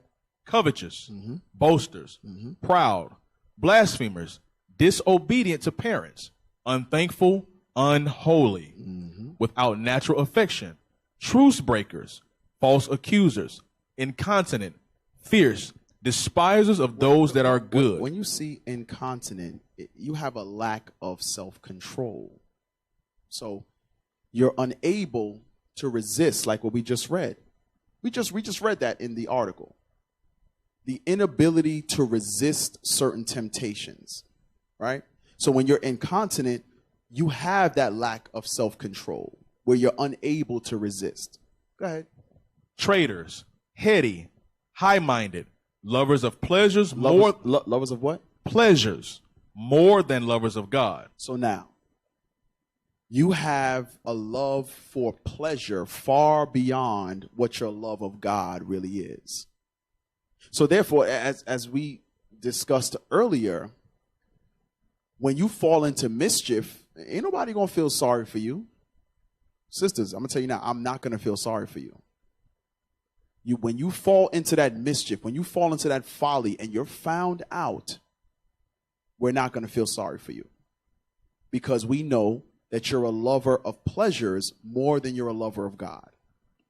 Whether your pleasure is mental, spiritual, physical, or all of the above, you're tying yourself to somebody else. And there's no coming back from that, really. Right? Go ahead. Verse 5. Having a form of godliness, but denying the power thereof. So these men have a form of godliness, but deny the power thereof. Go ahead. From such turn away. For of this sort are they which creep into houses and lead captive silly women laden with sin, led away with divers lusts. So that work husband that's listening and being all attentive as he can be, giving the best advice. Girl, you know ain't nothing going on. We just super cool. He's like my brother. Bruh, if she got a brother that ain't her brother,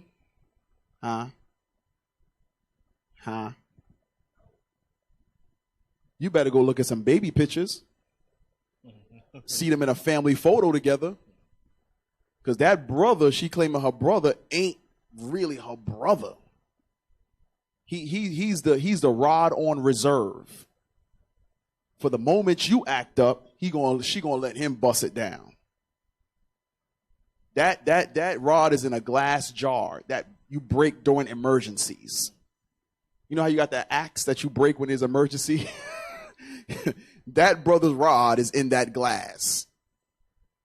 So the moment that it's not working with you, she has someone on reserve. A rod on reserve. That should be a saying, right? Yeah. I think so. I like it. Just made it up. Read that again. For of this sort are they which creep into houses and lead captive silly women laden with sin. Now, question. How will these type of men know that a sister is silly and has diverse lusts? Let's get the mic around. How will they know?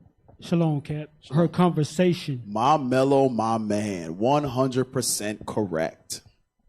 Her speech will give her away. The speech will give her away. He's going to know, oh, this is a silly one right here. I got her. Just by the conversation. Go back to that one in Proverbs about Proverbs 30, verse 32. Read that one more time.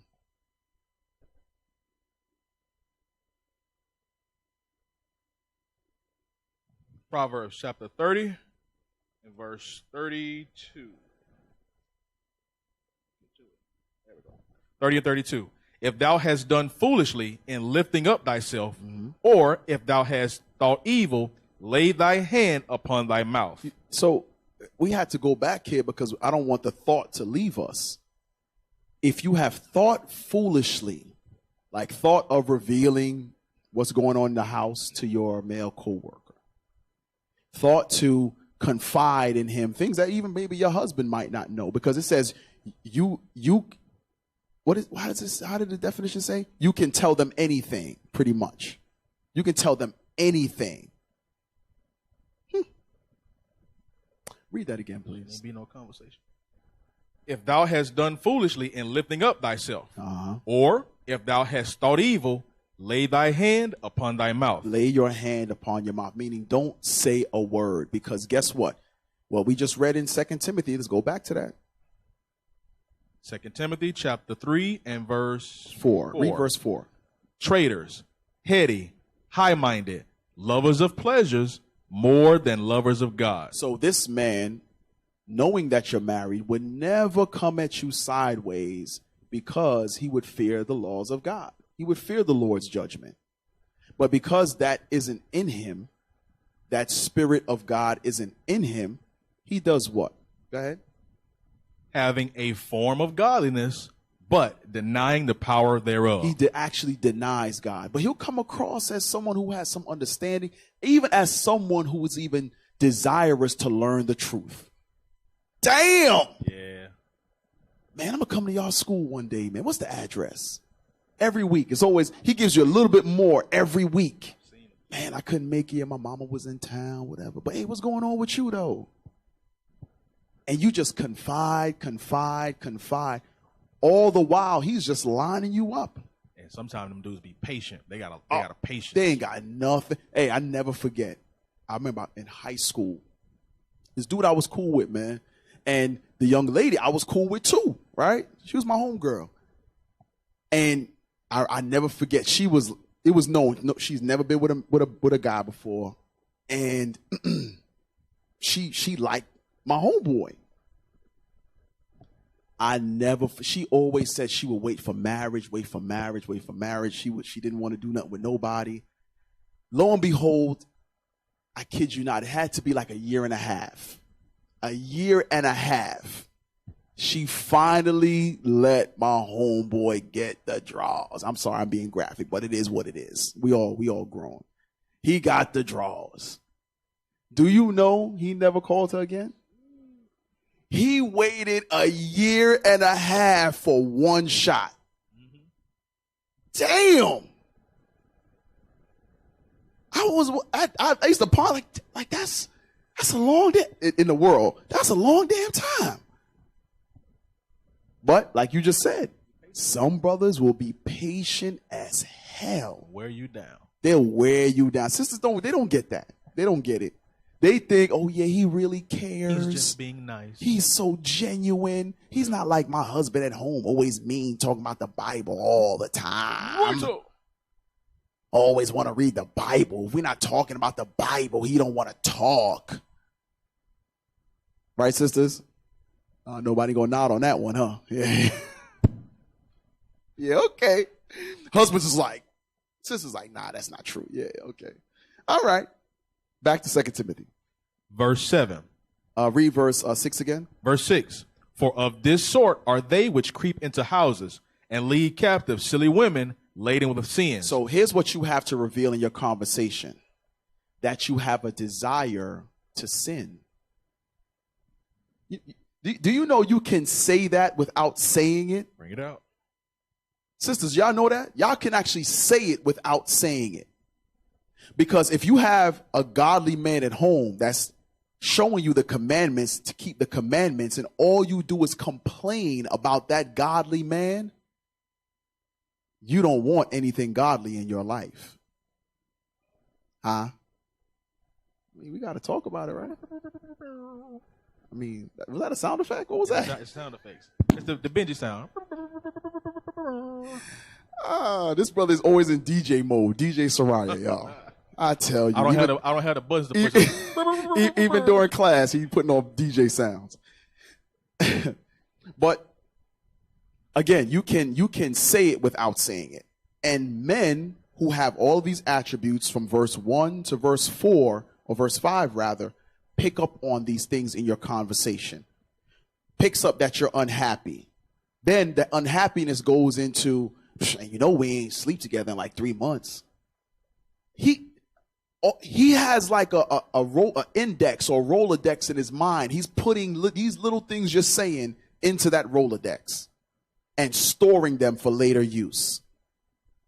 You think you're just confiding, but you're giving away pertinent information for him to know what your sinful desires really are. Read that verse again, verse 6. For of this sort are they which creep into houses and lead captive silly women laden with sins, led away with diverse lusts. So how does he know you have diverse lusts that he can fulfill? Because you're talking too daggone much. Shut it up. Shuff up. Just be quiet. Do your job. That's what you're there for. You ain't there to get a damn work husband. You already got a husband at home. And one that we read in the article, a good husband, because you're in a good relationship, but you still are yearning for something somewhere else. Just like Eve. I want you to think about this. I think you and I discussed this on the ride. Eve was directly tied to the supremest being on earth. I want you to think about that. Nothing created on the earth trumped Adam.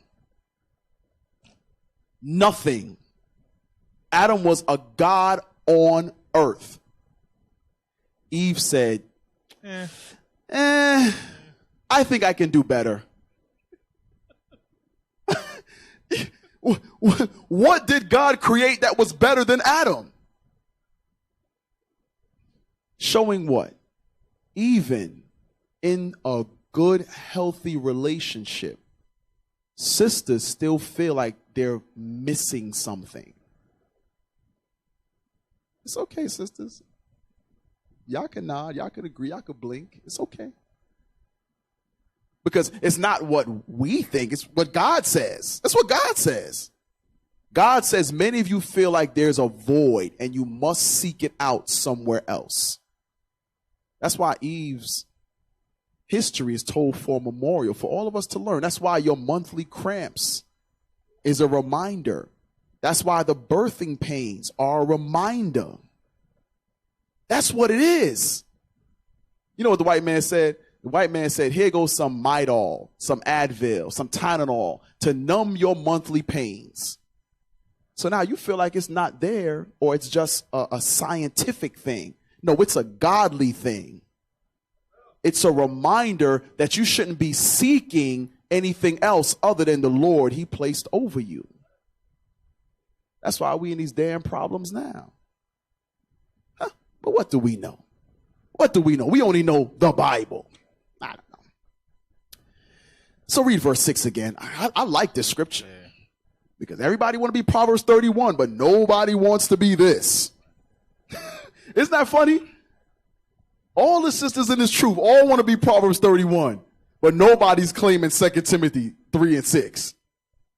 Somebody got to claim it, because we just had a situation the other day when somebody fell into it. It's okay. Keep thinking it ain't you. That means you are not ready to examine yourselves. And there's no way you can fix something that you haven't acknowledged is within you. There's no way. Your car making a knocking sound, you drive like it's not doing it. Then when it breaks down, you mad. How the hell are you going to be mad? The knocking sound been happening for 3 months. You was just biding your time because you knew it was going to break down. You'd be like, whoa, it sure lasted longer than I thought. That should have been your response. Not damn, man, it's always something. No, the sound has been happening for 3 months. I'm surprised you made it down the street.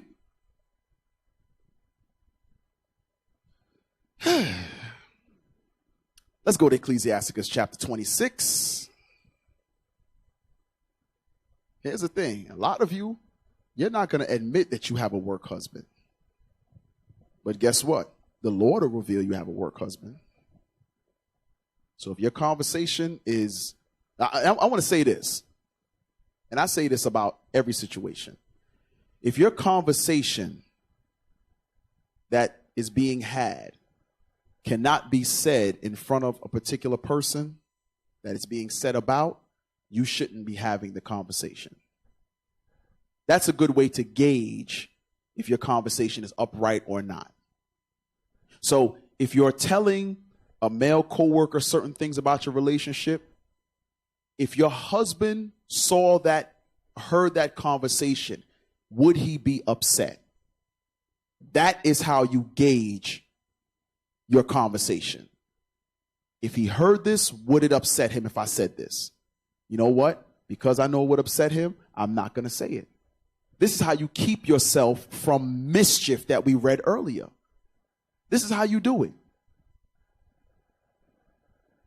Sister just got a job back in June. Yeah, I think it was in June. Already June, I'm not good, man. June, July, August, September, October, November. 5 months in, she already had a work husband. 5 months in. She wasted no time. And she a hoe. Hey, bro, I know you watching right now. Your wife a hoe. Yep. She's a hoe. Ain't no way in the world. If 5 months in, you got a job to help, we read the history. Anna got a job to help Tobit in order to help him through his infirmities, to provide for the household. Proverbs 31, the wife gets a job in order to provide for her household. That's her first thought, her household.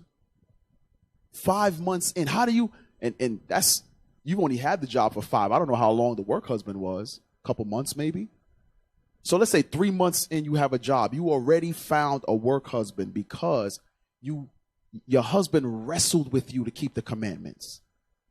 He wrestled with you. So you found peace and solace in an ungodly wretch just like yourself. You are ungodly. What I got, 26 and 9? 26 and 9. Yes, sir. The whoredom of a woman may be known in her haughty looks and eyelids. So, another way a brother knows who the silly women are is by the way you look at this man.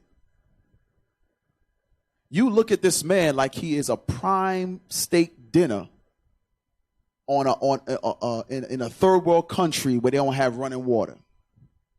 You know everybody gonna look at that plate? They're gonna look at that plate like, man, I'm gonna tear that thing up. But this is how you look at the man. The man not only listens to your conversation, he looks at the way you greet him. I saw a greeting the other day between two co-workers, right?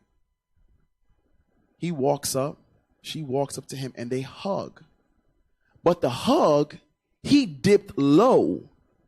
He did the hunchback hug and went under like this. I'm like, ooh. It was so crazy. And I'm like, oh yeah, they smashed before.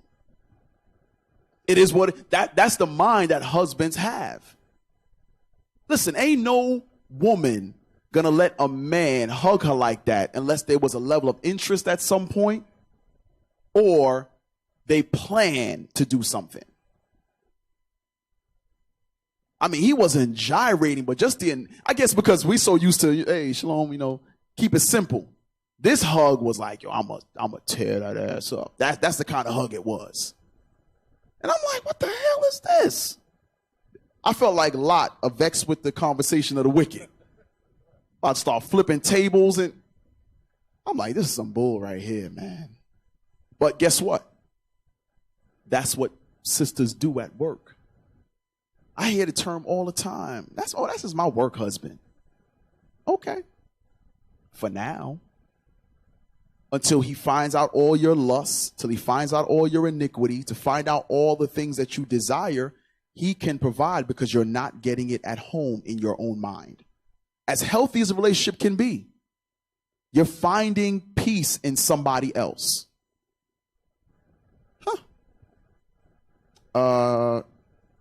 Chapter 27, verse 22. Ecclesiastes chapter 27, verse 22. Mm-hmm. He that winketh with the eyes worketh evil, and he that knoweth him will depart from him. So now, he that winketh with the eye, and when you go into the commentary of this, it's various meanings. Winketh with the eye, meaning he's blinded from judgment. He winks his eye in order not to see judgment, not to cast judgment, or for whoremongering purposes, meaning flirting. So there's a few different variations of it, but we're going to use it in the context of the class. He that winketh his eye. You know how you wink at a woman? Everybody, brothers, you know that, right? You wink at a woman. What is that wink for? Huh? That brother said, you want something. He said, I'm going straight to it. Do brothers still wink now? Huh? Do brothers still wink? I don't know. This new generation, they don't do stuff like that. Older brothers might know about winking. Like 50s. These new brothers, they walk up and be like, hey, I want to bust it down. Okay. And the women are like, okay.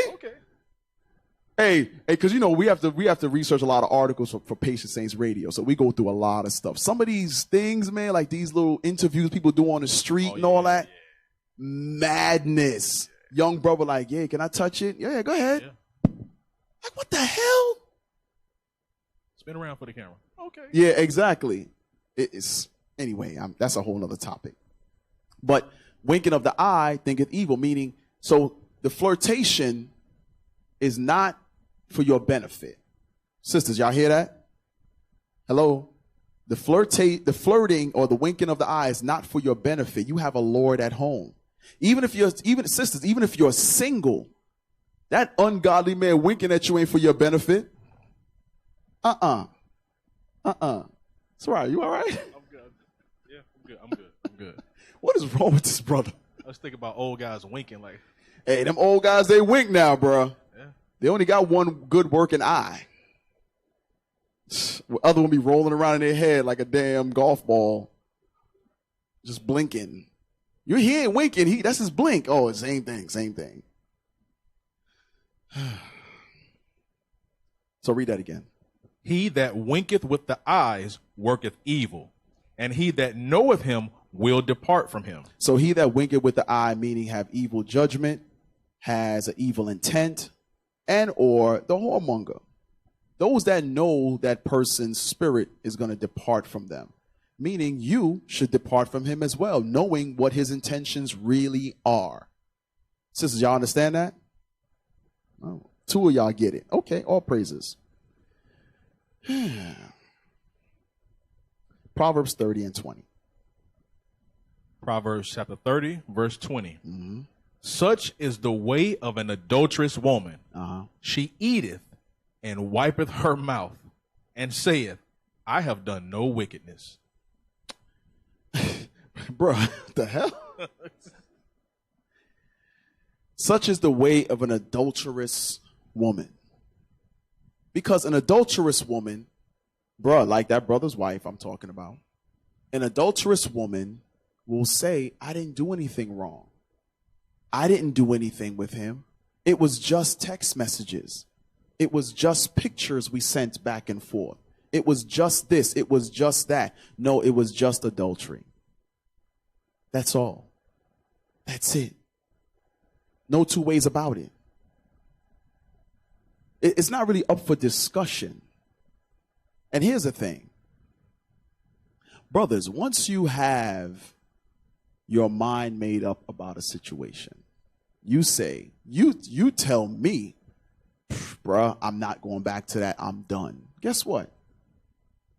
That's what the Lord is also expecting. Now you let her beguile your behind to go back and lay with that thing.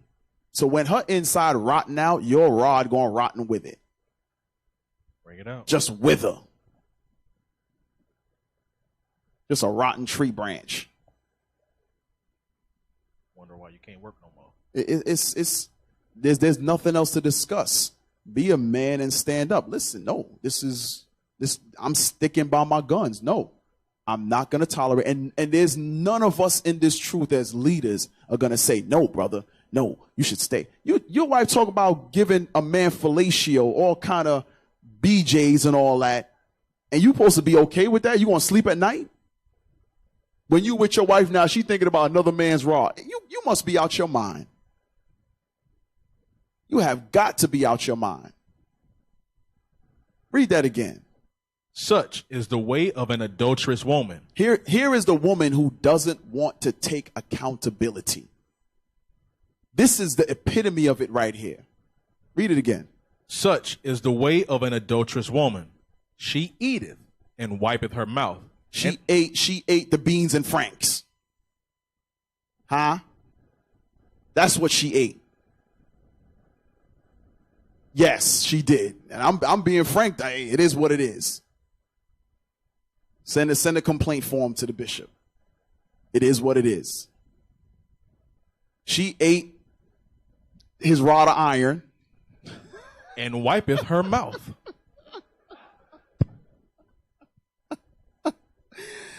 And had a nerve to take a napkin and wipe her mouth afterwards. But here's the lack of accountability that followed. Read. And saith, I have done no wickedness. She has not seen the error of her ways. This is the same woman who, when the spirit of jealousy falls on the husband and she's brought to the priest, she would drink it anyway. Like, shoot, I ain't do nothing wrong. Oh. Ugh.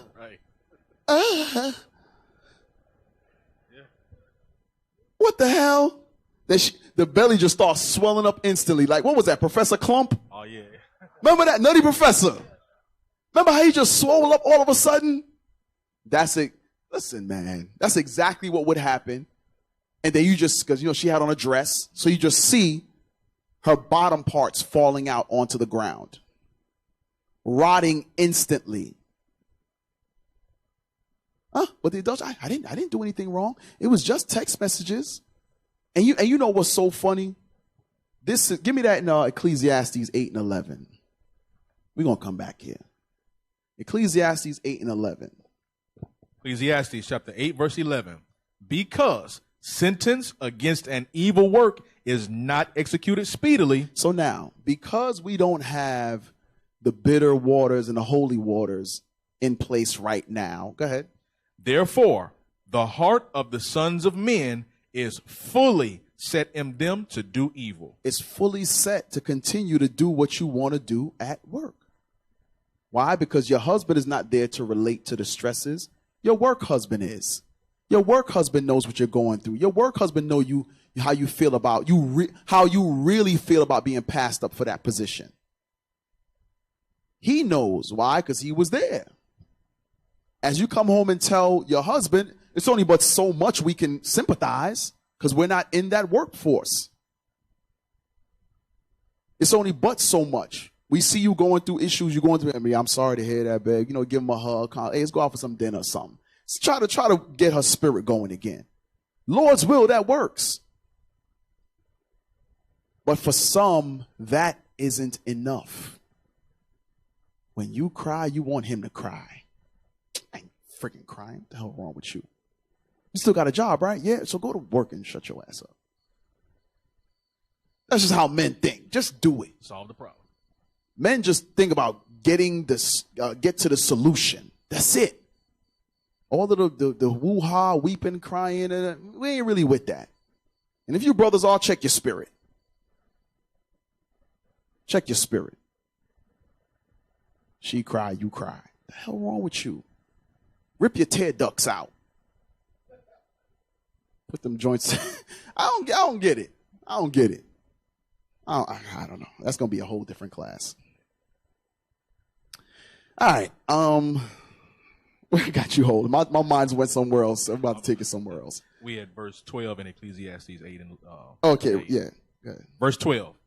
Though a sinner do evil 100 times. So though you have revealed too much information, though you have showed him the lust that you have on you, what your husband is or isn't doing, what you like, what you don't like, whatever the case may be, right? Go ahead. And his days be prolonged. Yet, and you haven't been found out, right? Go ahead.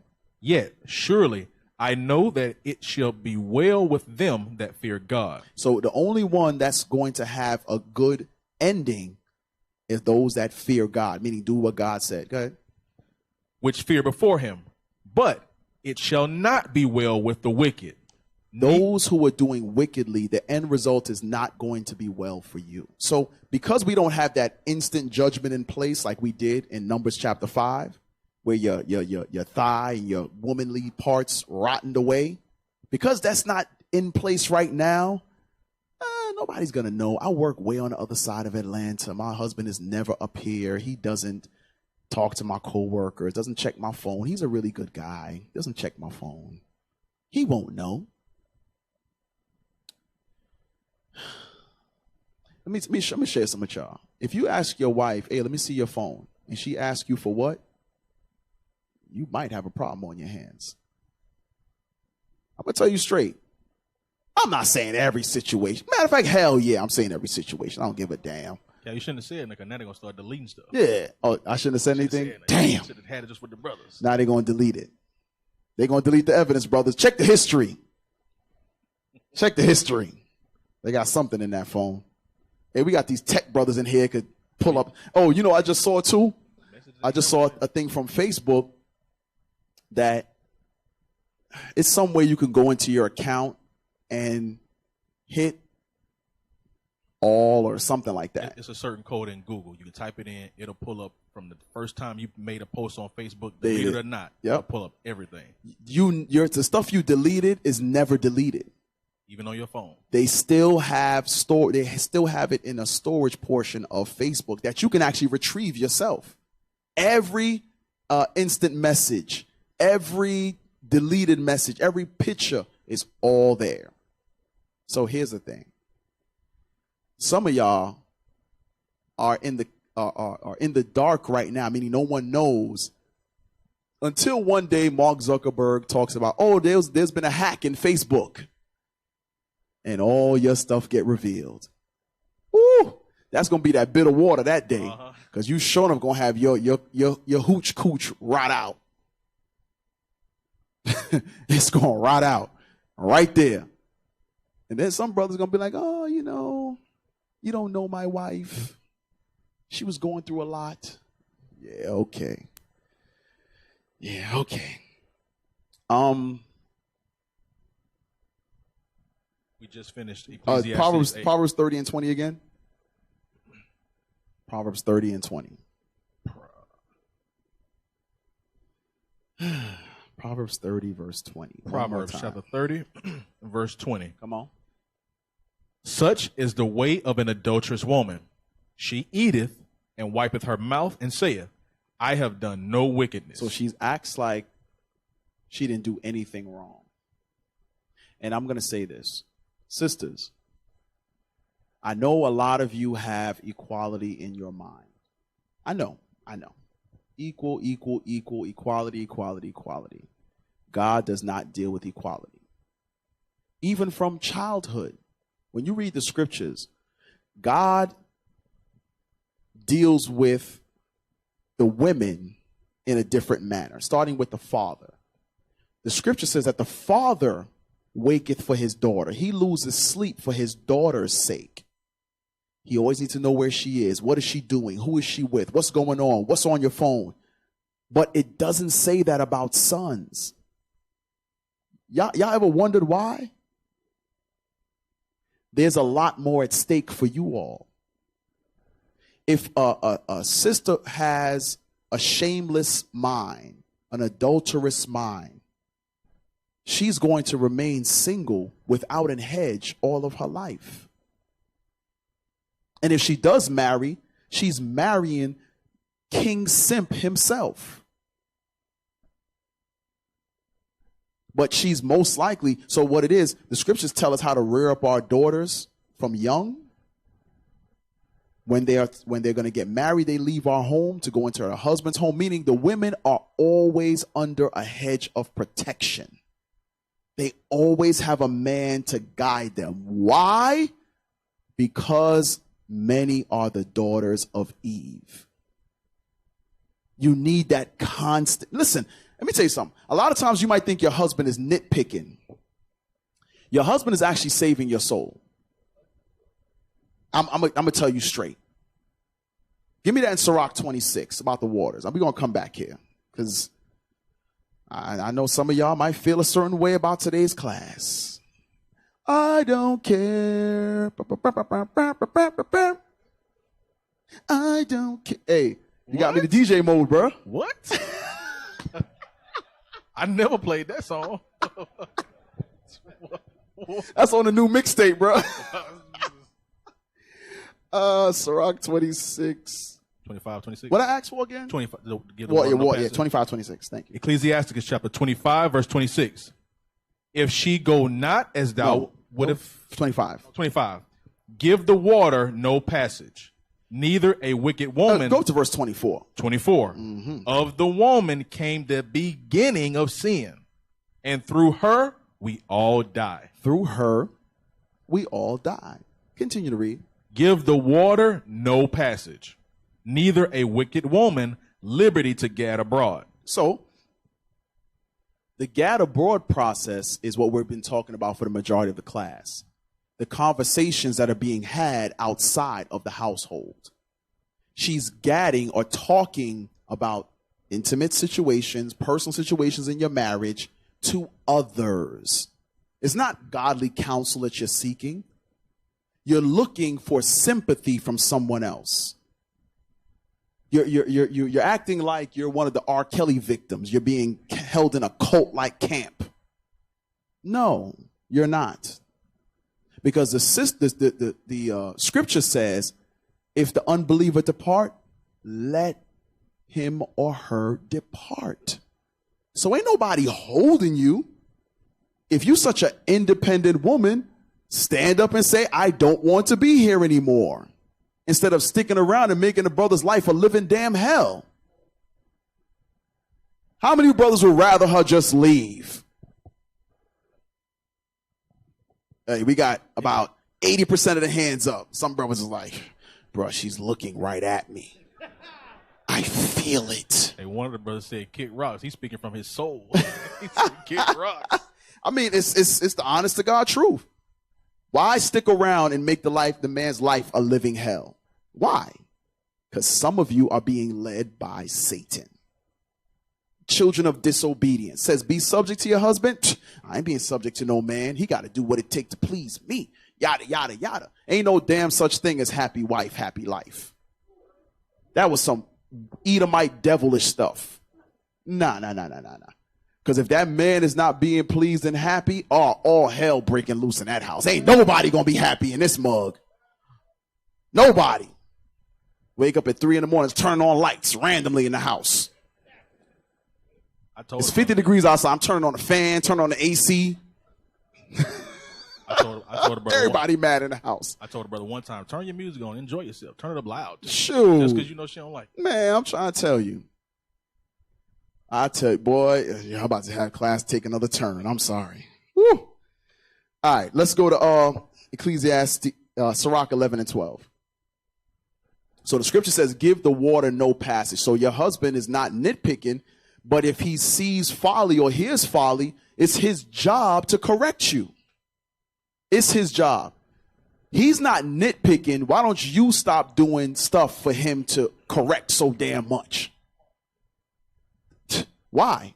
Hey, I'm going to tell you something I tell brothers all the time. Now, sisters, I'm going to share something with y'all. You listening? Sisters, y'all listening? Sisters are like children.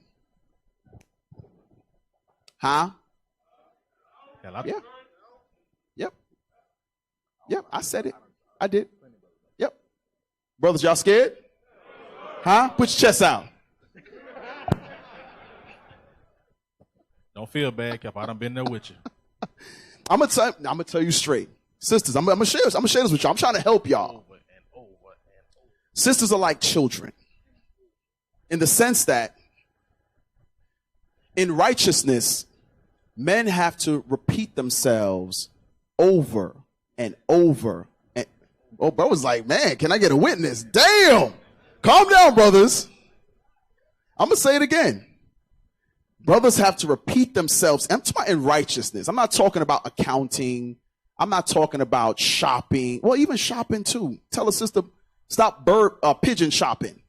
They still come home with a loaf of bread and one slice of cheese. Tomorrow I'm Sabbath prepping. What about the rest of the damn week? Gotta eat bread and split one slice of cheese 9 ways. But the point is, sisters are like children. It is what it is. It is what it is. It is what it is. Brothers have to repeat themselves over and over and over and over. And every time we repeat ourselves, they call it nitpicking. He's trying to trouble the household. He's being a lion. A lion. Who's that, brother? You catching spread? Calm down, brother. Calm down. Calm down. Brother about to jump out of his seat up here. It's not that he's being a lion. We're giving the water no passage. If you do the same thing 100 times, we're going to correct you 100 times. And until you get tired of being corrected about the same thing, you'll fix it. Lord's will one day. And you know who else does that? Children. Sit down. Stop jumping on the couch. 2 minutes later, I said sit down. Stop jumping on the couch. Did I not tell you stop jumping on the couch? So am I wrong? Okay, all praises. Ooh, we got 3 brothers who ain't scared. It's all right. You're going to get your balls back today. Today's your day of reckoning. Today is ball back Sabbath day. Balls back. Hey, Sirach 11 and, was it 11 and 2? 11 and 12. 11 and 2. 11 and 2? Yes. Ecclesiastes chapter 11, verse 2. Come on. Commend not a man for his beauty. So here's what some sisters do. So remember the conversation that the man is observing, the fact that your haughtiness or your whoredoms is shown in your eyelids and your looks. Then you begin to commend this man on his appearance. Sisters, y'all understand that? All of this is leading up to things. Tell him how handsome he is, how well dressed he is, how this, how that. I wish my husband dressed as nice as you. Oh man, you go to the gym. I wish my husband went to the gym. He got this belly now. Sisters, you better love that damn belly. Sisters, you better love that them ashy elbows your husband got. If you were a righteous sister, you would go buy that lotion with extra moisturizer in it and rub his elbows for him. Or stop cooking unclean food for him. Yeah. Get the crust off the elbows. But a Proverbs 31 woman would have care for her household.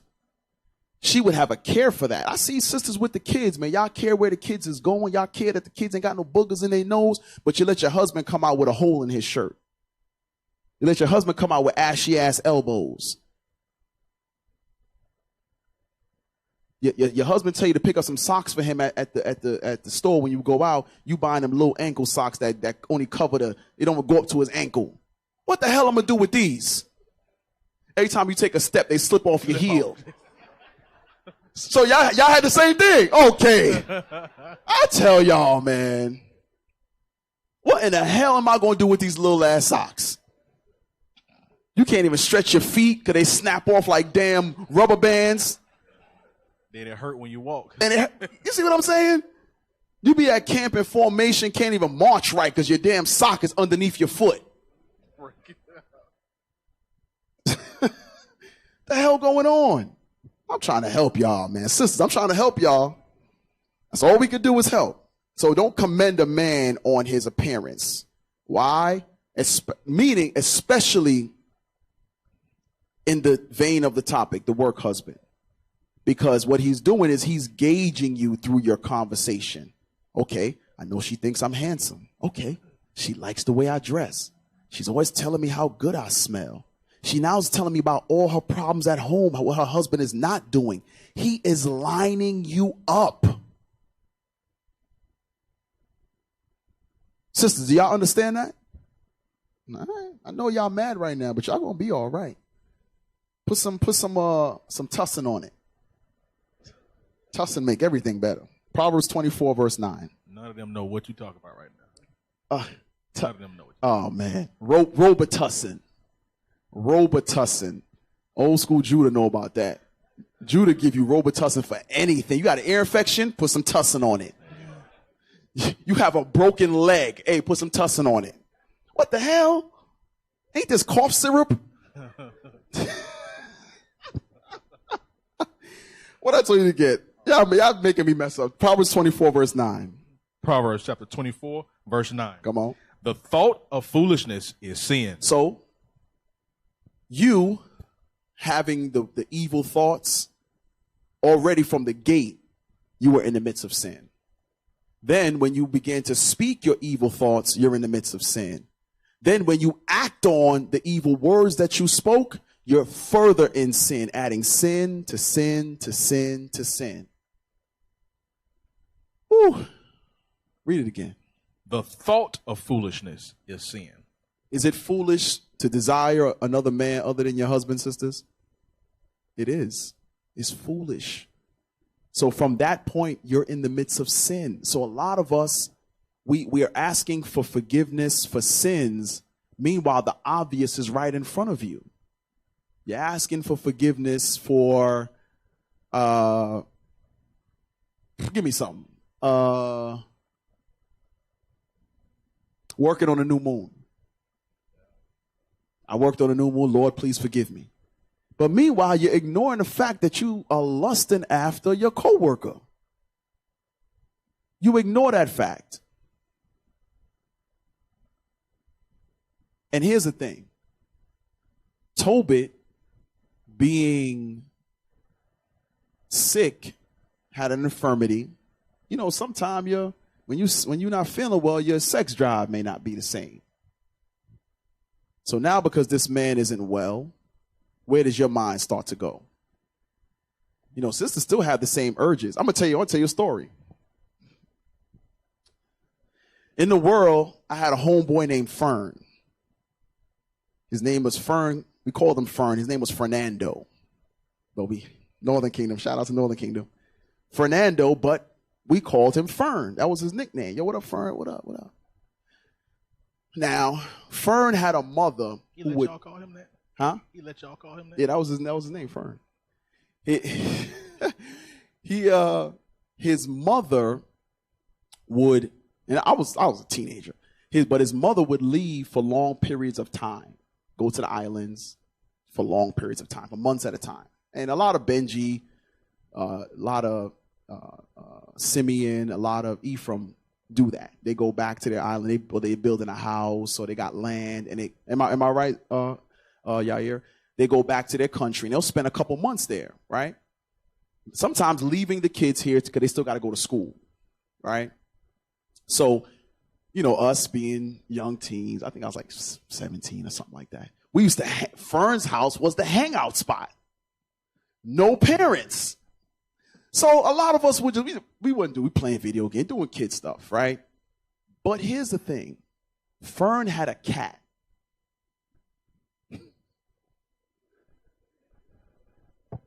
What? Who made the cat sound? What? Fern had a cat. Brothers is weird, man. And even my wife and I to this day joke around about Fern's cat. Fern had a cat. And I never had pets growing up. I didn't know anything about pets. My friends had dogs. I never had animals. Fern had a cat, a female cat. So that's the first time I knew that female animals are in heat. I never knew about that. So we're in Fern's house. We laughing, playing video games. His cat would come into the room, backing that thing up. His cat would walk in backwards. I'm like, Fern, your cat is retarded as hell.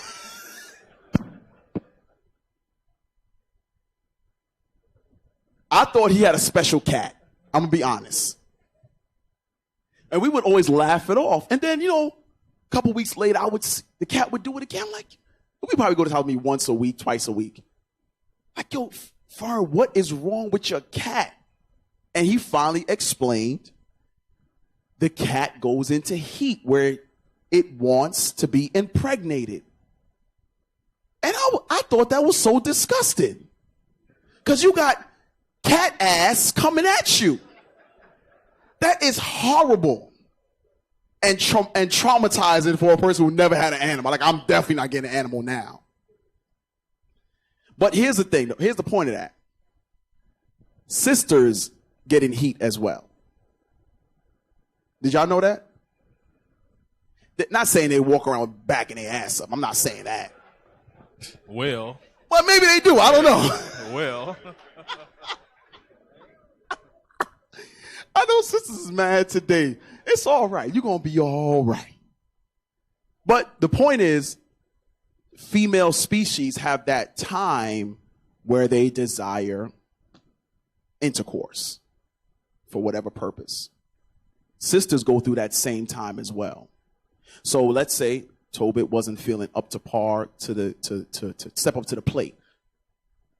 Anna still had desires. The same way your wives still have desires. The difference is, if your wife is a godly woman, she'll suppress that lust and wait on her husband. Make sense? Opposed to expressing those lusts to another man. That whole thought process is sin according to God. Make sense? All praises. Real quick, Matthew 4:7. We're almost done. Matthew 4:7. Matthew chapter. Hey, real quick, pull up that other. It was the last picture. I want to show y'all something right there. That book. I want to show y'all this book right here. It's called Culturally Diverse Mental Health. Right? It's a good book. It really goes into in depth about misogyny. Anybody know what misogyny is? Right there, the young man, Eleazar. I know you know, officer. Eleazar is like an encyclopedia. Many people don't know that. This brother has like a wealth of information. He'll just bust out facts out of the blue, random. But the brother is very knowledgeable. All praises to the Lord. Go ahead, young man. Shalom, leadership. Shalom. Misogyny is a Greek term which means hatred for women. Miso means hatred. Gene means of women. Broke it down. Okay. All right. I'm thinking of the wrong word. Miscegenation. That's what I want. Thank you. I said it's similar. Yeah, it's same. Yeah, similar. Same thing. But that's regarding interracial laws. Miscegenation. Okay. All right. Is that right? Miscegenation? Is correct? Okay. All right. Woo! Close call. So this book goes into that in depth, right? Go to the page. I want to show you something.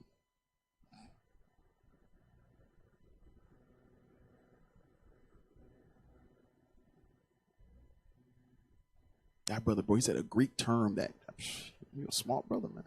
Come on, read. So this is page 233. Read that real quick. We run out of time. With integration and socioeconomic improvement of ethnic minorities, whites and people of color are living and working in close proximity and having more interaction, which increases the probability of romance. So the fact of whites and blacks dealing with each other increases because when integration happened, they began to work in closer proximities, right? So this is something that was prohibited by law and prohibited by the laws of God. At one time, our people understood that. But what changes the dynamic? Working in close proximities to each other. It heightens the probability of workroom, workforce affairs, workforce relationships. You can't have a workplace relationship if you already have a husband at home. That doesn't make any sense. But working in close proximity, let me give you an example. Brothers, you ever see somebody at first, you might have said, nah, I'm good. She's not attractive, according to your standards. But as you see them more often, you're like, she ain't that bad looking. Am I the only one that have ever, brothers, is what y'all scared? Okay, thank you. At first, you'd be like, nah, I'm good. She's not my type. Then after you get to, you start speaking to her, getting to know her more, things of that nature, you'd be like, she's actually all right. Maybe I would. These are what this is a psychological thing that we're reading about. Eventually, the person will start to pique certain interests that your physical attraction didn't. So you may not be physically attracted to them at first, but as you get to know the person, they start to pique the psychological side of your mind. Certain interests you may have, you share in common. Certain aspirations in life you both share. So now you're like, maybe.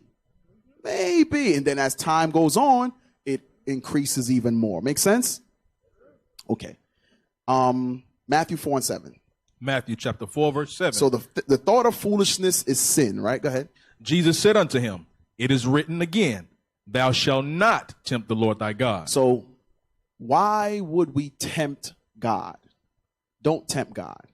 Because judgment is literally waiting at your door. If you want to play those games with your workroom husband, workforce, workplace husband, know for certainty God is ready to judge you. You better stop. Sisters, y'all understand that? Okay.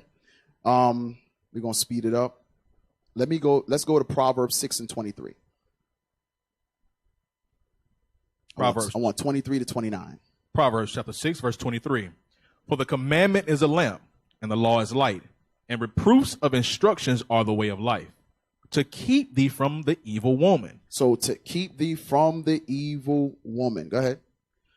From the flattery of the tongue of a strange woman. Lust not after her beauty in thine heart, neither let her take thee with her eyelids. Wait, say that again. Neither let her take thee with her eyelids. So those same eyelids is flirtation, it's flatteries. That we read it earlier. Neither let her take you with those eyelids. Right? Go ahead. For by means of a whorish woman, a man is brought to a piece of bread, and the adulteress will hunt for the precious life. So this is what happens. Some brothers need to be on the alert because some sisters are only coming into your circle to pull you out the truth. They're hunting for you. So a lot of brothers be thinking, oh yeah, this sister, she came in the truth. We gonna have a backdoor marriage, yada yada yada. You know how many brothers who had backdoor marriages that are no longer here? The sister literally drained the life out of him. And what you all think is, let me say something. You all think you're stronger than everyone that's written in this Bible. Yeah, okay. So the Lord tells us about proving a friend. You say, nah, I don't have to prove a friend. I'm a grown-ass man. I'm a grown-ass woman. I know what I'm doing. Then you are going through hell in your marriage. Your wife trying to hit you with a car. She getting you fired. Yeah, this happens on multiple occasions. The wife tried to hit the husband with the car. Yes. Y'all are friggin' psychos, man. a bunch of cycles, both men and women. The brother don't want to give the wife any money to buy food. It's like you're starving your family. Like, what is wrong with y'all? Who raised you, like Bishop said? Who raised you? The things that your mind conceives to do to one another is far beyond me. Some of the stuff that y'all brothers and sisters do to each other, I've never heard about even in the world. When I was in the world, I didn't hear about some of this stuff. Coming to truth, the most righteous people on the planet trying to hit each other with a car. You at work sending pics and stuff to your coworker, telling them what your husband won't do and will do. Y'all. Continue to read. Verse 27. Can a man take fire in his bosom and his clothes not be burned? So, do you expect to play with fire and not be burned? Who does that? If you play with fire, that's the term. You play with fire, you're going to get burned. But everybody in here, for some reason, I'm going to play with fire, but I ain't going to get burned. Okay, go ahead. Can one go upon hot coals and his feet not be burned? So he that goeth into his neighbor's wife, whosoever toucheth her shall not be innocent. So the brother that is now dealing with your wife is not going to be held innocent. God is going to judge his behind. Jump down to verse 34.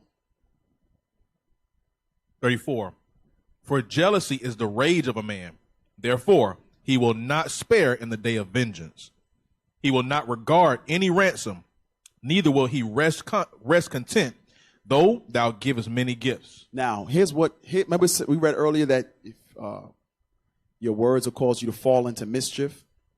What you don't think about is your husband is repentant now, but at one time he probably was a gangbanger. At one time he was Debo, taking dudes' chains and bikes and everything. Why would you tempt him to go back to that space? I want to show you the mindset of some sisters, especially if it's a man you know who he was before this truth. Drug dealer, so on and so forth. Or not, let's say none of that, but he wasn't all the way right. The scriptures is what's keeping him in line. Most High keeping him in line, meaning he had the ability to snap at any time. Why would you put him in this situation where his jealousy would cause him to do that man and or you harm? Wouldn't it be better just not to do it? Now, you visited him through a damn plexiglass, and he's denying your visit because he don't want to see your whorish behind. I wouldn't want to see her. God, who is it? My ex-wife? Oh, hell no, I don't want to see her. I'm going to go back to my cell. I'm good. 1 Timothy 3:8, and we're going to end it there.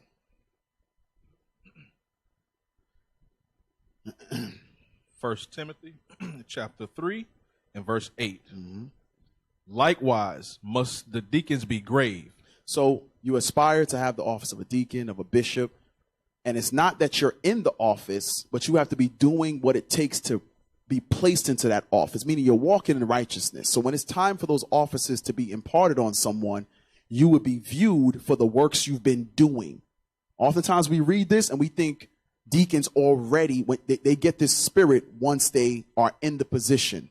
No, you have this spirit before you go into the position. Go ahead.